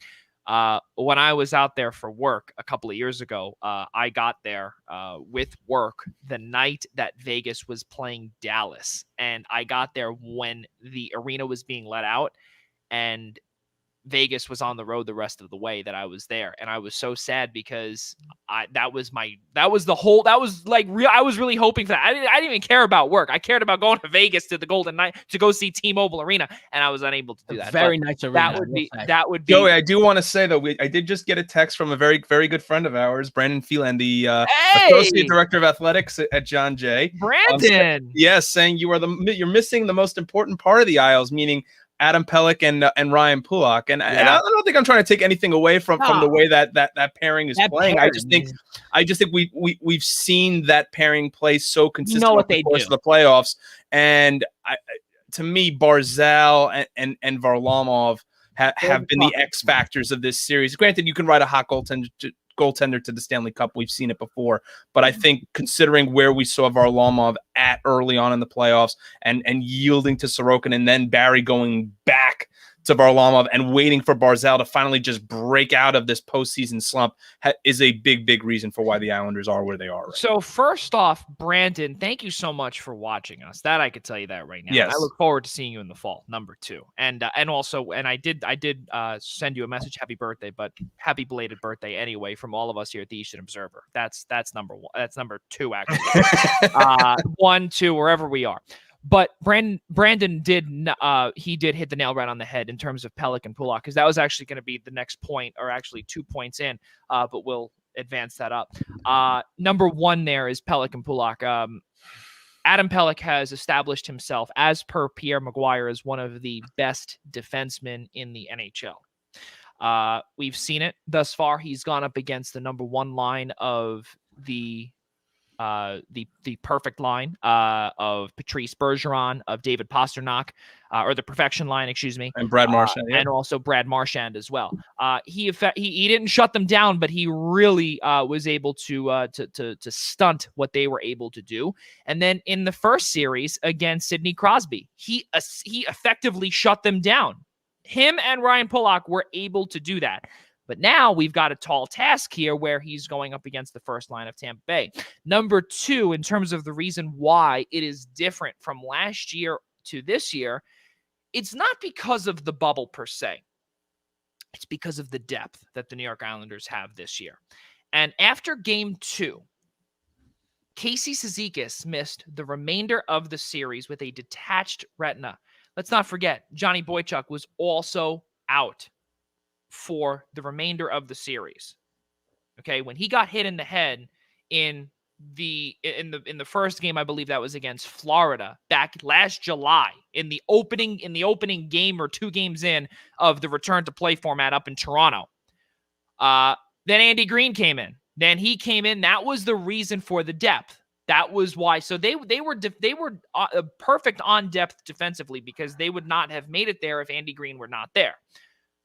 This year, you've got the depth of Travis Zajac, Oliver Wahlstrom, Kyle Palmieri, a brand new looking, completely revamped Michael Dalcol earlier in the year, who can, I don't want to say he can come in and change the entire outlook of the game, but he might be able to hold his own. And then you also have exactly what Ian was able to say. You've got the first line scoring. You don't only have the killer bees and the deadline, rather, of Zajac, Pajot, and Palmieri scoring, but you've got a solid guys a solid amount of guys that you can rely on if things were to go bad. Right now, from what I've seen, and even on defense too, even with the departure of Devon Taves, you've got Thomas Hickey, who, let's not forget, he has come in. He's got the playoff experience as well. He may not be as old as Braden Coburn at 36 years old, but at 32, he's got it. And we've seen what he was able to do back in 2016, back in 2015, even back in 2013. He was able to get things moving. In the series against the Lightning back in 2016, when he put that massive hit on Jonathan Drouin in game number 3 of the series at Barclays Center. And let's not forget the playoff overtime winner against Florida in that 2016 season. The depth is huge for this team. And that is one of the reasons why I think that if they were to go up 2-0, that is massive. That is massive for depth. And I think that if the Islanders had to shake things up, if Tampa were to completely come back, this team, there is no doubt about it, they will not go down in, okay, because game 2's tomorrow, could they lose 4 straight? No shot. This team is not built this year to lose 4 straight. It's not going to happen. It's not going to be like 2 years ago when the Islanders won the Pittsburgh series in a raucous barn in a sweep, and then they had to go to the Barclays Center because the Coliseum was not NHL compliant at that time. So then they got swept by Carolina. They didn't have depth there either. No, Joe, you're right. That's why I said it. That's why I had Tampa Bay in 5 before the series started. Now that the Islanders took game 1, that's out the window. I think at this point, I think the Islanders are in a great spot to move on to the Stanley Cup final. I personally am not going to take them, but I think Tampa Bay, it comes down to a series of longevity at this point. This is going to be a long series now because the Islanders took game 1. And when it comes down to it, the Islanders just depth is key. Without their captain, it's not gonna hold water for a team as stacked as Tampa Bay, a team with $100 million in talent on the ice. It's not gonna hold. Anders Lee being out is too painful for them, and it's gonna be Tampa Bay in 6 or even 7. See, but what I will tell you here, though, is, okay, and I'm not disagreeing with you, okay? What I will tell you is that I do believe that eventually it might come down to that. But if you have all 4 lines clicking at the right time, No doubt. No, this you're is it. right. This No, is it. you're Now right. is your time to take off and run. But this is where leadership is going to take a big role, and just not having your cap. I'm shocked the Islanders have done this well without him to begin with. First of all, Well, I will tell kudos you, to them already. I will tell you though, is that you've got multiple captains on the ice. You do. You really do. And in that locker room, you don't have to have it in the press box because you've got Travis Zajac, who has worn an A with the New Jersey Devils for as many years. And Andy Green wore a C for exactly that many years. You got plenty of leaders. Yeah, they're all from the New Jersey Devils. Yeah, all your leaders are the New Jersey Devils. Congratulations. You took all my leaders and you got them on your ice because you didn't have your captain. Well, and we got your general manager as well. Nonetheless, it works. And we got your old general manager as well. We are the New York Devils. You're the New Jersey Islanders. That's right. The New Jersey Islanders. Crazy stuff, fellas, because you know what? Like I said, we saw this game yesterday. We really did not see this. And that's really the biggest talking point of the difference between the bubble to here is the depth. And also, obviously, you're not locked into a bubble either. That's another thing, too. So, so all of the mines and everything, it continues. And on top of it, too, Tampa Bay's depth is not, they are not as deep as they were last year. That's the thing as well. That's they key. Are not as deep as they were last year. And the Islanders and the Lightning, they essentially took a flip-flop. Because the Islanders are here. The Islanders are showing this time around that they're not messing around. This is going to be a great. This is going to be a great series. I'll admit, before it started, I thought Tampa was going to wash them. Clearly not the case. This is going to be a great series. Well, this is the window for the Islanders to win the cup. If it's going to happen, it's got to happen within the next couple of years. Yeah, there's no doubt. Oh yeah, it's not a big win. No, it is not. What I will tell you though, and again, we will be discussing this on our expansion draft show as well as our free agency frenzy show. The New York Islanders are one of the teams that have the lowest salary cap in a flat cap era, which really is spanning for about 2 to 3 years. And that's not good news for the New York Islanders, who have Andrew Ladd sitting on the books for about $4.25 million for the next 3 years. That's not a good thing. And on top of it, too, there's a total of 3 guys, Eberle, Bailey, and Pajot, that are between $5.5 and $5 million. Someone's got to go, especially to Seattle as well. We'll see. And Casey Cizikas also is due for a contract as well, and he's probably going to be commanding a little more than what he's getting paid at $3.35 million. I don't expect him. I feel like Joey, I feel like we discussed that somewhere. I don't know if we did. Yeah, I don't think Cizikas and Bailey are going to be the ones to chase the money. They love being Islanders. They just love being here. Well, that's what Matt Martin. That's what Matt Martin did as well, because he took a massive pay cut and decided to stretch it out 4 years. So we'll see what happens. Yeah. It's going to be, all I could say is that this series is going to go to the wire, and I think it goes 7. I want to say actually that the New York Islanders come out on top in 7, and they will claim the Prince of Wales trophy. That's just me. You two have the Tampa Bay Lightning. So Islanders lead 1-0. That game will come to you tomorrow, 8 p.m. Eastern Time, NBCSN. Should be a fun one down at Amalie Arena. Guys, breaking a few minutes ago, this one is a very funny quote that I found this by Joe McDonald, a writer out in Buffalo, wrote this. Apparently the Buffalo Sabres, they wanted to interview associate head coach Jack Capuano for the head coaching job in Buffalo. But get this, Ottawa blocked the interview. Why? That is the greatest thing that I have heard since Jack Capuano actually won a playoff series with the New York Islanders back 5 years ago. Wait, why is any of this a thing? Why is Ottawa blocking the interview? Why does Buffalo want to interview him? Why are people trying to keep this guy relevant? Because he's not the coach of the Islanders anymore. Because Fred Flintstone is the legend. Oh man, I never put the analogy together like that with Cappy. That's great. Ian Schraier, what? I now have to imagine. I now have to imagine Fred Flintstone with a Boston accent. That's great. Ian Schraier, what do you think of Ottawa blocking Jack Capuano? I mean, don't get me wrong. Listen, I did say that Ottawa is going to be good in the next few years, and what DJ Smith has done there really is not great thus far. He doesn't really have much to work with. But why do you think Ottawa blocked Cappy from getting an interview in Buffalo? I mean, we all didn't think Tim Stützle was going to be the Calder Trophy winner this year either, right, Joey? Look, after the draft, I mean, we were all ready to jump and say that the show is PG. Yeah, no, very true. That we were. That strictly came out of nowhere, and Rob absolutely loves it. Nevertheless, I think after the draft show, Joey especially was ready. With I'm blanking out on names.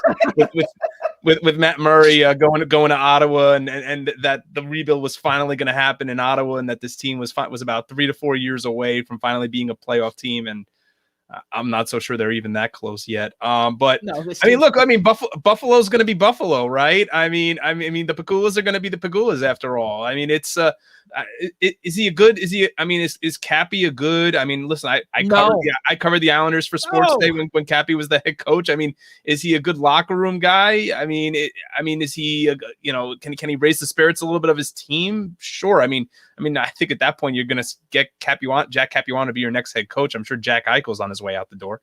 So I mean, Eichel already is out the door. He's going to Los Angeles, by the way. Yeah, no. And hold on. Is that DB breaking that news that you're telling us that? No. That's really when we have DB, when we have our good friend Dennis Bernstein on. Number one, we have to ask him about his time to Long Island. Number one, absolutely. He didn't tell us he was coming. DB, you hear that? Number one.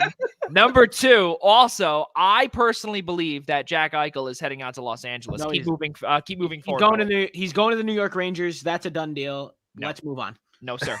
Los Angeles Kings. Ian Schraier, keep moving on with Jack Capuano. No, I want to hear DeLuca's point more about why he's going to be a New York Ranger now. Listen, we haven't gotten to Gerard Gallant yet. Cappy. All right. I'm sorry. We're so off point with respect to, but I don't even know how Jack Capuano became a relevant point to this show. But that's beside. Joey saw the name and died laughing and went with it. Because who in their right mind would block a team from interviewing Jack Capuano? Why are you doing it? Not only why are you doing it, why are you? You know what? If someone wants to interview a coach as bad as he is, let him. Look, the Buffalo Sabres. I will tell you this though. I don't think he's as bad of a coach as advertised. He just wasn't able to put the pieces together with what he had. Yeah, he doesn't have the competency. Look, I mean, the Buffalo Sabres, I believe, as early as a month ago, maybe sooner than that, has said that there is no one on that team that is not off the table. Nope. So that means Jack Eichel and Sam Reinhart are on the table. Okay, so this is a team. Yeah, this is a team that is. Me like some Sam Reinhart in my life. This is a team that is ready to rip it apart. Buffalo Sabres legend Kyle Opozo. Maybe the Islanders want him back from his bar fight. I don't know. But making $6 million with the modified no trade clause, and is that his cap number right now? $6 million for the next 3 years. Buffalo's and every year he puts 15 teams on a no trade list. He doesn't want to go to half the league. Look, you know what I guess if Buffalo likes what they see in Cappy, I mean, I don't have much else to say about it other than just to laugh it off. But if they feel that Cappy is the right guy to put it, on the bench, give him the keys to a team that is going, is just going to be continuing to harbor the number one or harbor a lottery pick for the next 4 to 5 years, then fine. I mean, at least he's a guy you could put there and try to revamp your team and start over. But other than that, I mean, I don't know why else it would make sense to bring in a guy who hasn't been a head coach in 5 years. Doesn't make sense at all. I didn't even know he was in Ottawa, to be perfectly honest. That's how much nobody cares about Ottawa and how off the radar Jack Capuano has been. That's right. That really is the truth. Ever since he was fired back in 2017, when Dougie Waite took over, and the world's worst power play, or excuse me, the world's worst penalty kill, the world's worst defensive alignment was just brutal. Everything in that season was brutal, and yet they still missed the playoffs by 1 point. Guys, let's keep moving forward here. Something I want to just bring up before we get to Columbus is that we spoke about how Jack Capuano obviously is in Ottawa and whatnot, but going back to the New York Islanders perspective quickly here, if the Islanders were to advance and win the Prince of Wales trophy, or claim the Prince of Wales trophy in their pursuit of their 5th Stanley Cup, the thing that I think will not get enough credit, and I think credit has to be said here, is that Garth Snow has to be given all the credit in the world because his fingerprints are all over this team. They are. No, you know what they are. They're still. I don't know how much credit you can give him, but his fingerprints are on the team. I can give him a lot of credit. I can give him a lot of credit, but I also have to give Lou Lamoriello obviously the credit for for basically just putting the final puzzle piece in its spot. That's how he works. But the puzzle piece, but listen, the puzzle pieces were there. They were just scrambled all over the place. That's right. Because again, who drafted Matthew Barzal? Garth Snow. Who drafted Brock Nelson? Garth Snow. Who was the one that made the trade for Jordan Eberle? He did. Garth Snow. A lot of these players here, Clutterbuck, yes, obviously the cap numbers are not great, but again, it happens. Anthony Beauvillier, who drafted him in 2015 down in Miami. In that trade, that was the Marty St. Louis deal. That was the pick that the Rangers got from Tampa Bay. That then eventually was traded to, the Rangers traded over to Tampa Bay, and then the Tampa Bay Lightning traded to the New York Islanders, and then that pick was effectively used on Anthony Beauvillier. All of these guys have Garth Snow's fingerprints on it, and I think that he's not given enough credit.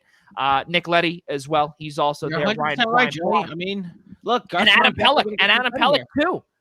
He's not gonna get the credit he deserves. But you're absolutely right. He really has his fingerprints all over this. Yeah. It really is interesting that you made me think about that. I didn't even realize it. But now thinking back, you're 100% right. But the thing though is that I don't know if we can give him a lot of credit with Ilya Sorokin, but obviously Semyon Varlamov. Well, no, but that's the thing though is that Sorokin was drafted by Garth. But obviously he wasn't able to come over because of the country club scene that all that, and Varlamov wasn't here, so exactly he had nothing to do with Semyon Varlamov, so it's exactly. So yeah, it's a combined effort. It's no doubt. It's like you said, Garth Snow opened the puzzle, Lou put it together. Yes, it's essentially that's where it's at. Yeah, and now we've got to talk about the ones in Manhattan over there hiring their new coach. Well, we do, and I think that is going to be actually the route that we're going to go down, because just a few hours ago, news broke down from New York Post's Larry Brooks that the New York Rangers have hired Gerard Gallant. In my opinion, this is an amazing hire, number one. Number two, Vegas is just poo-poo for really firing him. It made no sense in my opinion when they fired Gallant. It was evident that they wanted the best coach available, but he was already in the building. The best coach available was already in the building at the time. You say it again? Yeah, you were right. The best coach was in the building already. The best coach available was in the building. Exactly. Already. That's the point. They sent him out, and they got probably the 12th best coach. Are you poo-pooing Peter DeBoer right now? Is that what you're doing? Am I? Who are we kidding? Oh my! What do you know about Peter DeBoer? DeLuca? Who, me? Oh, not a lot. Devil's West now. Yeah, Schraier, that's what we'll call Vegas. That's not what we'll call it. Vegas actually wins, which bugs me, but nonetheless, they win. Hold on, we shall ask you, does it grind your gears, Rob DeLuca? No, Peter DeBoer does this every time he goes to a new team. He gets them to the Stanley Cup final, loses, and rinse and repeat. Did it with the Devils. Did it with the Sharks. Now he's going to do it with Vegas. Rinse and repeat. Ian Schraier, Gerard Gallant heading over to Broadway. I can't say that this. I can't even say that this is a bad deal. This, in my opinion, and it was a 4-year deal that was reported. You can't have a better guy leading youngsters like Gerard Gallant. And a guy that also knows how to coach veterans as well. That this is something. I mean, considering the Rangers are one of the youngest teams in the entire National Hockey League, this move made all the sense in the world. The only other guy that I would have taken over him if he was going to, with respect to Florida, was Joe Quenneville in terms of the Cup experience. So, I mean, I think as a Ranger fan, you have to be happy. You have to be thrilled. I know his track record is usually get to the playoffs and lose. But I think with respect to, I think with respect to where Jim Dolan saw the Rangers going and how impatient he was getting with respect to the rebuild that Jeff Gorton and JD were handling over there, and why they were subsequently fired, or one of the reasons they were subsequently fired, is the fact that Gerard Gallant gets them to the playoffs, or has the pedigree of getting teams to the playoffs, getting the Florida Panthers to the playoffs, getting the Columbus Blue Jackets to the playoffs, and ultimately in their first season of existence, getting the Vegas Golden Knights ultimately to the Stanley Cup final. So I think when you look down the list of coaches that they were potentially looking back on, to see a name like a Rick Tocchet, who I think Island Ranger fans would have jumped off the building if they would have heard that, to see a retread with Torts, just because of his relationship with Jim Dolan, seems so obvious, but they went the right route. They really didn't interview a lot of candidates, because I think they just knew Gallant was their guy, and he's just a great leader of young men, and that's what this Rangers team is full of. And I think this, if the firing of JD and Gorton, didn't make it apparent enough that 21-22 has to be his playoffs or bust for the Rangers. Yeah. Wow. No, Ian's right. Wow. Ian's right. The Rangers and Devils are very similar in that facet right now. That's the season the Rangers just had is the one the Devils need to have next season. And then the following season, the Devils need to take that next step. The Rangers need to take that next step now, because they just had that. Well, if you look at what the Rangers, and I'm sorry to jump in there, Rob, if you look at what the Rangers did this year, yes, put them in any other division in hockey, they're in the playoffs. Make it. Based on points, by the end of it, they only make it in one other division. Right. But I get your point. They only missed in the Central, or whatever the hell it is, by like 2 points. They missed in the West by like 5. They make it in Canada, and here in the East they missed by 12. Right. It was wild. That's how that went. So hope when the divisions go back to normal next year, thank God. I believe that's the plan, is to go back to normal, all depending on Canada. How about Seattle? Listen, where does Seattle go? And then you have to realize something. The Western Conference, the West Division, the West. No. Division. No. See, that's the thing, though, is that you have to realize, and this is what we've discussed about. We're not going to get into this, though. No, not completely. There were lots of chatter that Arizona would move into the Central Division, because you need to have even division. You do. So someone's going to move. Someone's going to move. So there will be movement, but it will not be the same teams. There's no doubt about it. The Seattle will be in the Pacific Division. I'm just talking about going back to normal division. But a team out of the Pacific has to go into the Central. Oh, no doubt. I'm just talking about normal divisions. Thank God we're getting back to normal divisions, because this year was ridiculous. It was stupid. I hated it. I hate everything. But nonetheless, we get back to it. This was a great hire by the Rangers. They got the best coach available. It wasn't even a question. There's obviously a lot of question marks, because for whatever reason, even when Gerard Gallant gets success, he gets booted after 3 years. So it's real strange that people think maybe he overstays his welcomes, but this is the kind of coach the New York Rangers needed. He's perfect for this system. It bugs me as a Devils fan, because the Devils and the Rangers and Devils are eerily similar in these facets, and the fact that Gerard Gallant said no to us really bothers me. So now I've got a personal vendetta against him because he went to the Rangers, but nonetheless, it's the right hire for the Rangers. This is going to be the guy that gives them that extra boost. Depending on what the Rangers do this offseason, they're obviously in the Jack Eichel rumors. And he is arguably a player that could make him the push, but obviously, in order for the Rangers to do that, one thing has to improve: the defense. That's not even a question. The Rangers have Fox, Adam Fox, and Keandre Miller, and Brian Lindgren too. Well, oh yeah, right, Lindgren. But other than that, guess what? No, Jacob Trouba's not on that list. He's not. That's turning into a bust for the Rangers right now. That is not working out. So the Rangers need some help on D. If they address it, I do see him making that push right into the playoffs, and it's going to be a good season for the New York Rangers. Definitely going to be exciting. Joey, I got to ask you: do you disagree with my statement of saying that the Rangers should be I mean, based on what you saw in the way the front office was shaken up with respect to, like he named Drury the president and GM in the hopes that he's going to shake things up and make a splash and build this team to where they need Jim Dolan expects them to be, because clearly he wasn't happy with the path of the rebuild. I don't know why, but that's a discussion for another day. But you don't see 21-22 as a must at least get there, even if you're one and done. Jim Dolan has effectively haunted the New York Rangers. Jim Dolan has effectively ended their relationship with Mark Messier. Just saying that as well. Jim Dolan has taken away one of the greatest things that the New York Rangers know in former president of hockey operations, John Davidson. Oh, yeah. It made no sense, in my opinion, and again, this is his team. He could do whatever he wants. Literally, this is his baby. He could do whatever he wants. But we saw what he did with the New York Knicks, and the New York Knicks were an absolute laughingstock for nearly 10 years.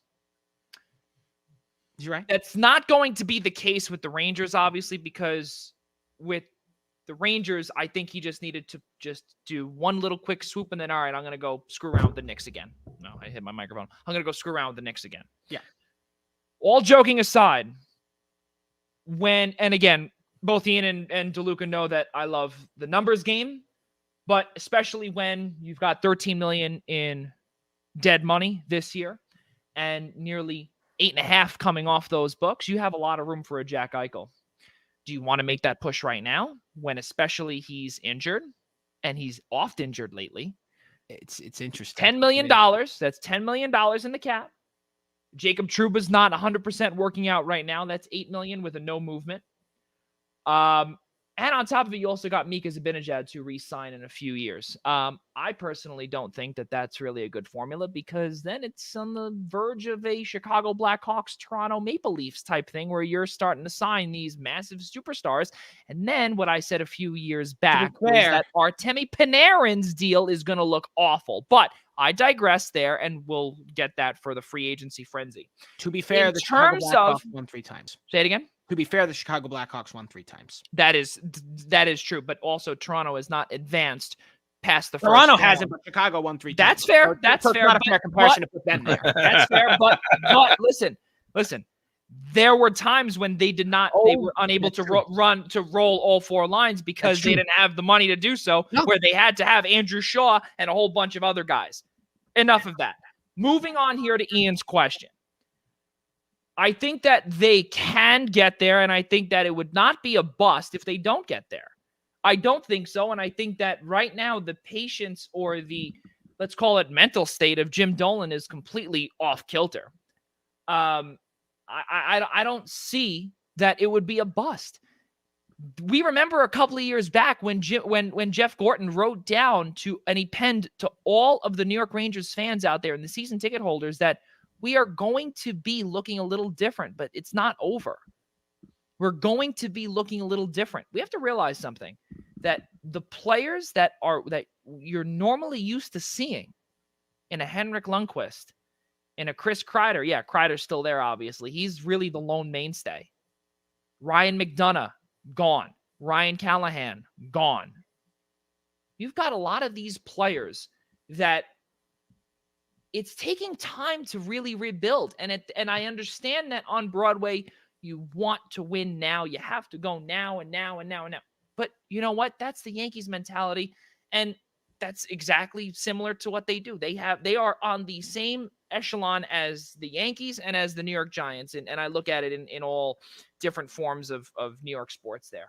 And if the Rangers do want to gamble on Jack Eichel, Chris Kreider will no longer be a mainstay. He's absolutely a piece that goes back to Buffalo. It's not even a question. So that would be the end. So that would be essentially that would be the last piece of the old era gone. But right, exactly. But again, if you want to win and even making the playoffs, it's a no-brainer, in my opinion. You have to take your time in this rebuild.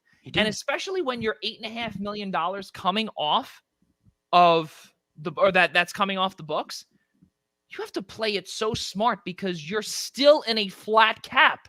Yeah. You can't be stupid and say, all right, we're going to get this guy and playoffs are bust. So what does that mean? That puts pressure on Chris Drury because he knows that his seat is warm. He got in it and it was still warm and it's still going to be warm. And why? Because Jim Dolan is one of the worst owners in sports. Yeah. Flat out. He's up there. That's He's exactly up what it is. And you know what? And it hurts me to say it because you know what? I can't stand the New York Rangers as an Islanders fan, but you know what? If they do it wrong, it'll make me happy. But at the same time, though, as a fan, as a hockey fan, looking at the numbers and looking at the quality of hockey as a whole, that hurts hockey. Because being a one and done, it makes no sense. Right. You should be aiming for that. Yes, Ian, I agree. But you have to play it right. And I think that Gerard Gallant is the perfect one. Oh, yeah. And let's not forget, when he was hired for that Vegas Golden Knights job, when they were an expansion franchise, no one thought that they were going to make the Cup final. No one believed that they were going to have, I think it was 5 games that they lost to Washington that year. No one believed it. And that was 1 year. So they want to replicate that in 1 year? No, it makes no sense to me with the New York Rangers. And on top of it, too, again, this is the part where I brought up a few years ago when they signed Artemi Panarin to that 7 years, 11.642857 for that long. Yeah, if they want to make these moves, that deal will look awful down the road when they need to get an Eichel or anything to shore up the center ice, the center position. But again, this is the part where I don't want to see Casey Cizikas go there, but he does fit that build right away. Enough of that, guys, because Gerard Gallant, in my opinion, is really he is the perfect fit. Was the best hire they could get. There's no doubt. There's no doubt about it. But we speak about hires, and just because we do have about 9 minutes to go here, guys. Columbus hires Brad Larson as their new head coach, and I think it was pretty cool to see some players, Cam Atkinson and especially Patrick Laine as well. They attended that press conference. You normally do not see players, and especially restricted free agents or even any free agent of any kind, attending a brand new coach's press conference. Listen, even though that Columbus is going through another retool/rebuild, and now JD is back as the president of hockey operations over there, Jarmo Kekalainen is 100% on the hot seat. We remember what he did a couple of years ago where he traded all of his picks in 1 year for Matt Duchene, for Sergei Bobrovsky. He had not even Sergei, for I can't think of Artemi Panarin as well. He also traded for Artemi Panarin as well. So a lot of these players, they're all in the past. That is the former era. That is a John Tortorella era. But they're in a little bit of a rebuild here. What happens and how good does that look that the players are there? Ian Schraier, I want to start with you because Columbus, as DeLuca said, most likely will be back in our division starting next year.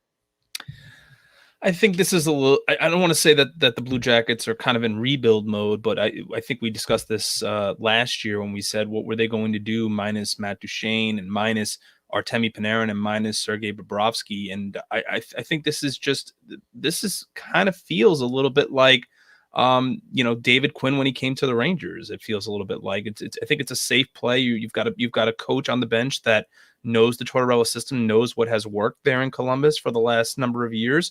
And I think on the whole, I think you don't need to bring in a big name to Columbus right now would just do a disservice to that franchise and where they stand. And I think right now they just need that stopgap type of coach. Granted, maybe Larson, I think in their eyes, Larson was that guy because he's spent the better part of a decade in that system. And I think it's a chance just to give the guy a shot and see what he has. Yeah. Rob DeLuca, your thoughts on what Brad Larson could bring to the table and how good of a sign it was to see their assistant captain as well as Patrick Laine there. It's all good. It's a good sign that those players attended. It really leaves some hope there that Patrick Laine might return. I mean, yes, look, he's a restricted free agent. He doesn't really have a whole lot of say in where he's going. So he doesn't have any say yet. So It'll be interesting to see how long he resigns for. I imagine personally he might bridge it, but nonetheless, I think it's a great sign that Atkinson showed up as well. It shows that there's some faith here. It shows it's a guy that they know well. They like him. He's been a system guy, so it's a fine hire for a team in their position. It's nothing crazy. It's nothing jump at you crazy. It's a hire to fill your head coaching vacancy, and it's not going to do anything drastic. It's not going to make them better. It's not going to make them worse. It's just to give someone, like Ian said, it's to give the guy a shot. And I hope he does good things. I think he will be back. Columbus will be back in our division, but I really don't think it's going to affect anything overall. Columbus just is no longer in that threatening position of a team that they are anymore. So for me personally, it's a fine hire. I hope he does some good things, but overall it doesn't really affect any of us three based on the teams we support. It doesn't really do anything to us.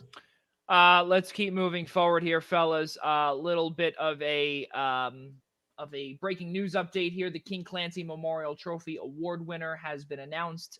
Nashville's Pecorine has won the King Clancy Award. And the other finalists in that conversation were Curtis Gabriel, our good friend here, Curtis Gabriel, as well as New Jersey Devils defenseman PK Subban were both in that conversation. So congratulations to Nashville's goaltender Pecorine on winning the King Clancy Memorial Trophy. That shows exemplary effort in the community. Pretty good stuff there. Beautiful thing. Guys, going to the NBA now. Brooklyn Nets, they're toast. What grinds your gears, Rob DeLuca?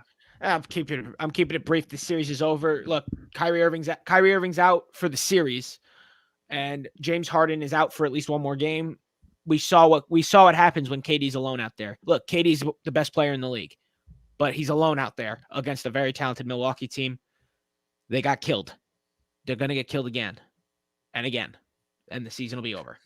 This Nets team. I called it because this team wasn't ready. They don't have depth. They have zero depth. They were not prepared for serious. Well, they're going to have zero depth for a while, Rob. Oh, and I know we're going to have zero depth for a while. That's why a title needs to happen next year or the year after. But now it's up to the big three to stay healthy because it's clear they don't perform without at least two of them. If they don't have at least two of them, it doesn't work. So this Nets team this season's over. The Bucks will move on to the next round to face likely the Philadelphia 76ers, unless the Atlanta Hawks can mount a comeback. I would love to see it personally. I don't see it though. So, and the Bucks will probably go to the finals. They'll face either the Phoenix Suns or the Utah Jazz or the Los Angeles Clippers. And it'll be a great finals that someone in the Western Conference is going to win. So Phoenix. That's that. Yeah, I'd love to see Phoenix do it. You know what? They're so talented right now. They're honestly scary. If the Nets weren't screwed, I'd be scared of Phoenix. But we're screwed. So Milwaukee can have fun with that. Ian Schraier, your final thoughts on the Brooklyn Nets. What do you see from them? There's not much for me to really grind my gears on. I mean, we knew this was coming. We knew that this was a team that, right off the bat, injuries or no injuries, this season, if they lose this series to Milwaukee, is officially a disappointment. Three of the highest paid and best players in the NBA. Granted, two of them are hurt right now, and I'm not ready to write off the Nets just yet. I think even if they lose Game 5 and somehow find a way to get Harden back for Game 6, I think that could give them the edge that they need. So I don't want to necessarily write off Brooklyn just yet, but I think any elimination at this point could appear inevitable. And if so, it's just puts a damper on another year of the Brooklyn Nets and another year that their very short window closes, and then they're stuck right in that same situation they were post the Pierce and Garnett trade. But I'll jump over for a second to the Knicks and talk a little bit about them for a second, and just say that look, they achieved, they overachieved. No one expected them to be where they are. I still think Tibbs got snubbed. No offense to Monty Williams. I just think the trajectories for those two franchises were on completely different paths, and somehow the Knicks ended up in the playoffs as a 4 seed. And Julius Randle, the NBA's comeback player of the year, and well deserved. But I think unfortunately he became, he folded back into a pumpkin come playoff time, unfortunately, and that really just did in the Knicks. I would have loved to have seen a Knicks Sixers series, but unfortunately we didn't get that opportunity. Maybe we will next year, but nevertheless, I think the trajectories are looking good for both franchises in New York in terms of the NBA. And right now the window's closing very quickly on Brooklyn. I still think they'll come away with a title within the next couple of years, but hey, it's a lot of fun right now to watch Knicks basketball, and I can't believe I'm saying that. And they have 2 years to do it. Maybe, I said a couple. Maybe one. maybe one. Because after next season, those final years of their contracts are options.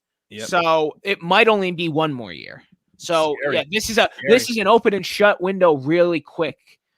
This season was a failure, and so they better bounce back next year. Otherwise, it's a problem. The old easy pass gates are coming down rather quickly on the Brooklyn Nets. Go to the kudos before I get pissed off.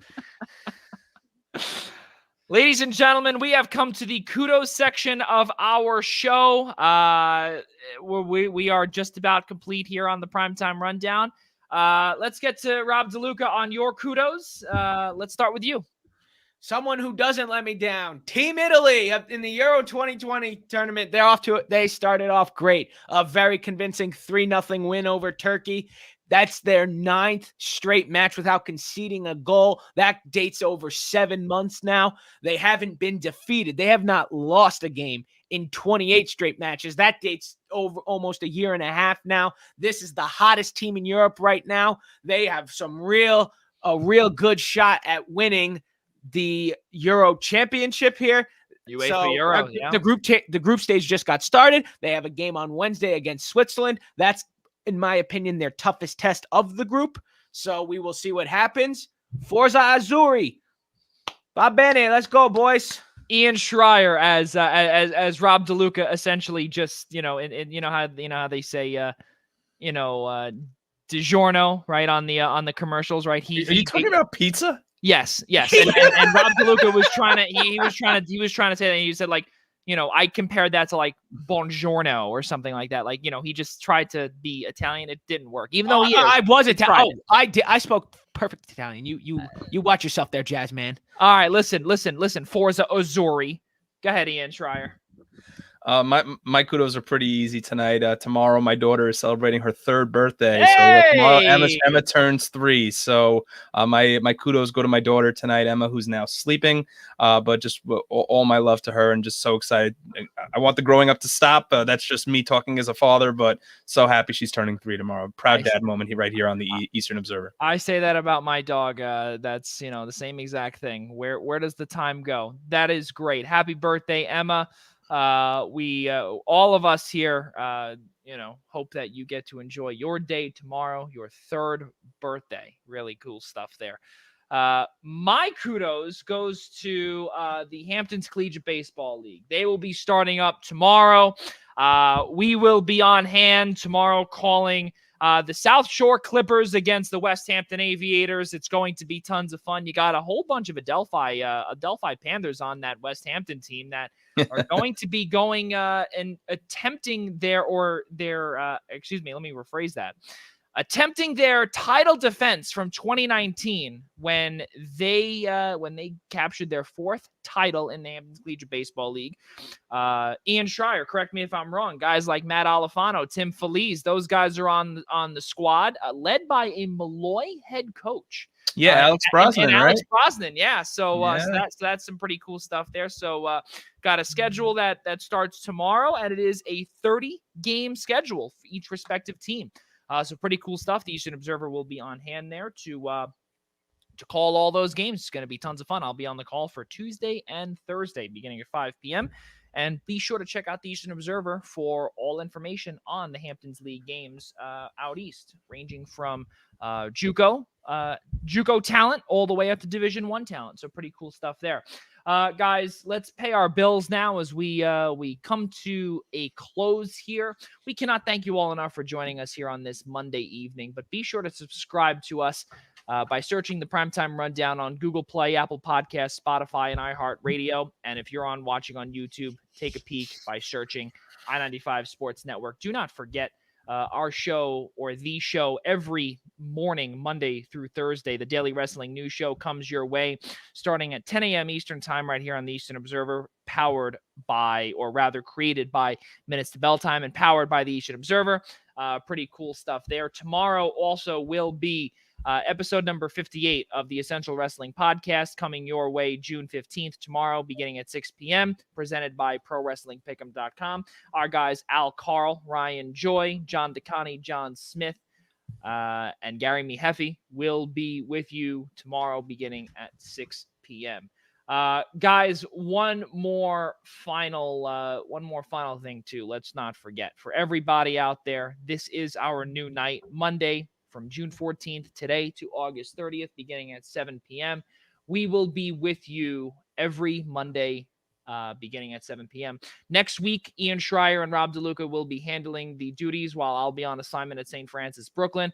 And we will be back, all three of us together, on the 28th, live from Atlantic City, for episode number 59. Going to be tons of fun there, ladies and gentlemen. One final time, Ian Schraier, Rob DeLuca, and for all of us here at the Eastern Observer and the Blackjack Media Group, I'm Joey Jarzynka. We'll see you next time.